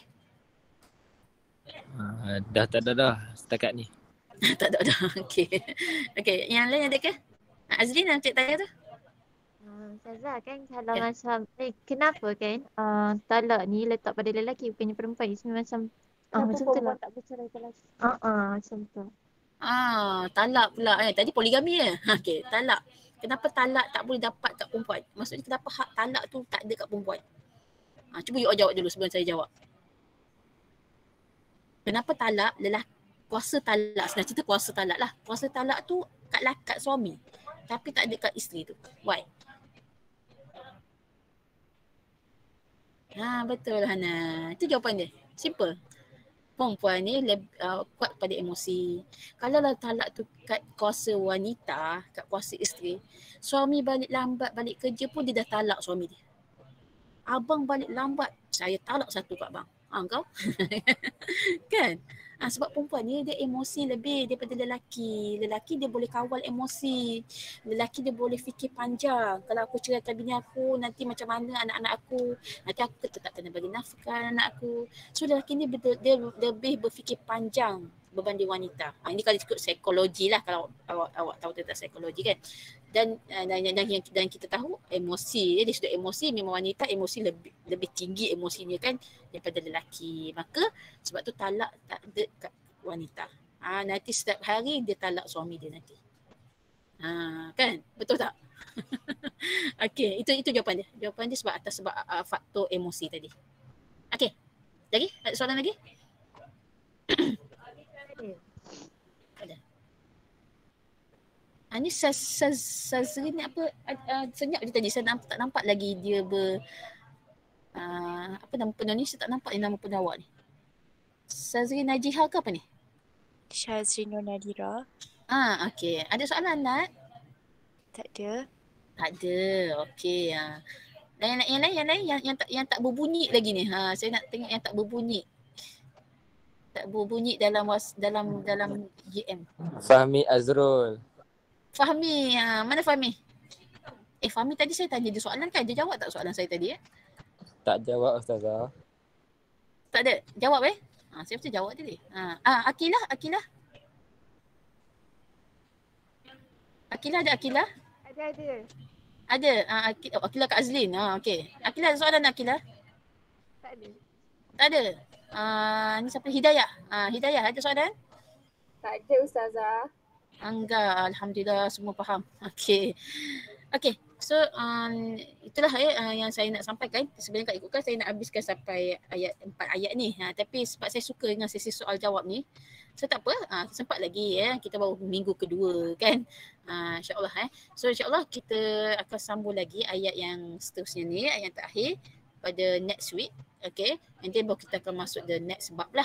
Jadi you all dah boleh buka-buka lah modul tu yang saya dah share tu, bolehlah baca-baca dah walaupun tak ada exam untuk kita punya subjek syariah ni, tapi untuk pengetahuan. Okay, satu lagi saya ingatkan semula, kita tolabul ilmi faridatu ala kulli muslim kan. Menuntut ilmu tu satu kefarduan ke atas setiap Muslim. Setiap Islam wajib menuntut ilmu. Maka dengan nota yang saya bagi kat awak tu, modul yang saya bagi kat awak tu, awak bacalah untuk menambahkan ilmu lebih-lebih lagi tentang ilmu agama. Ilmu fardu. Fardu apa? Ilmu fardu? Fardu Ain. Fardu Ain. Betul. Ilmu fardu Ain. Ilmu fardu Ain tu. Kena belajar. Kena belajar. Okey. InsyaAllah. Okay, so saya rasa itu saja ke? Ada apa-apa nak dikongsi atau nak ditanya atau nak dicakapkan ke sebelum saya menangguhkan kelas? Ada apa-apa tak? You ada kelas? Ada, Ustazah. Ada kelas maths ya? Lupa pula saya. Ada ke? Ajasna buat kelas ke? Ada ke Ajasna? Ajasna ada ke? Ada. Ada ya? Ada. Okeylah.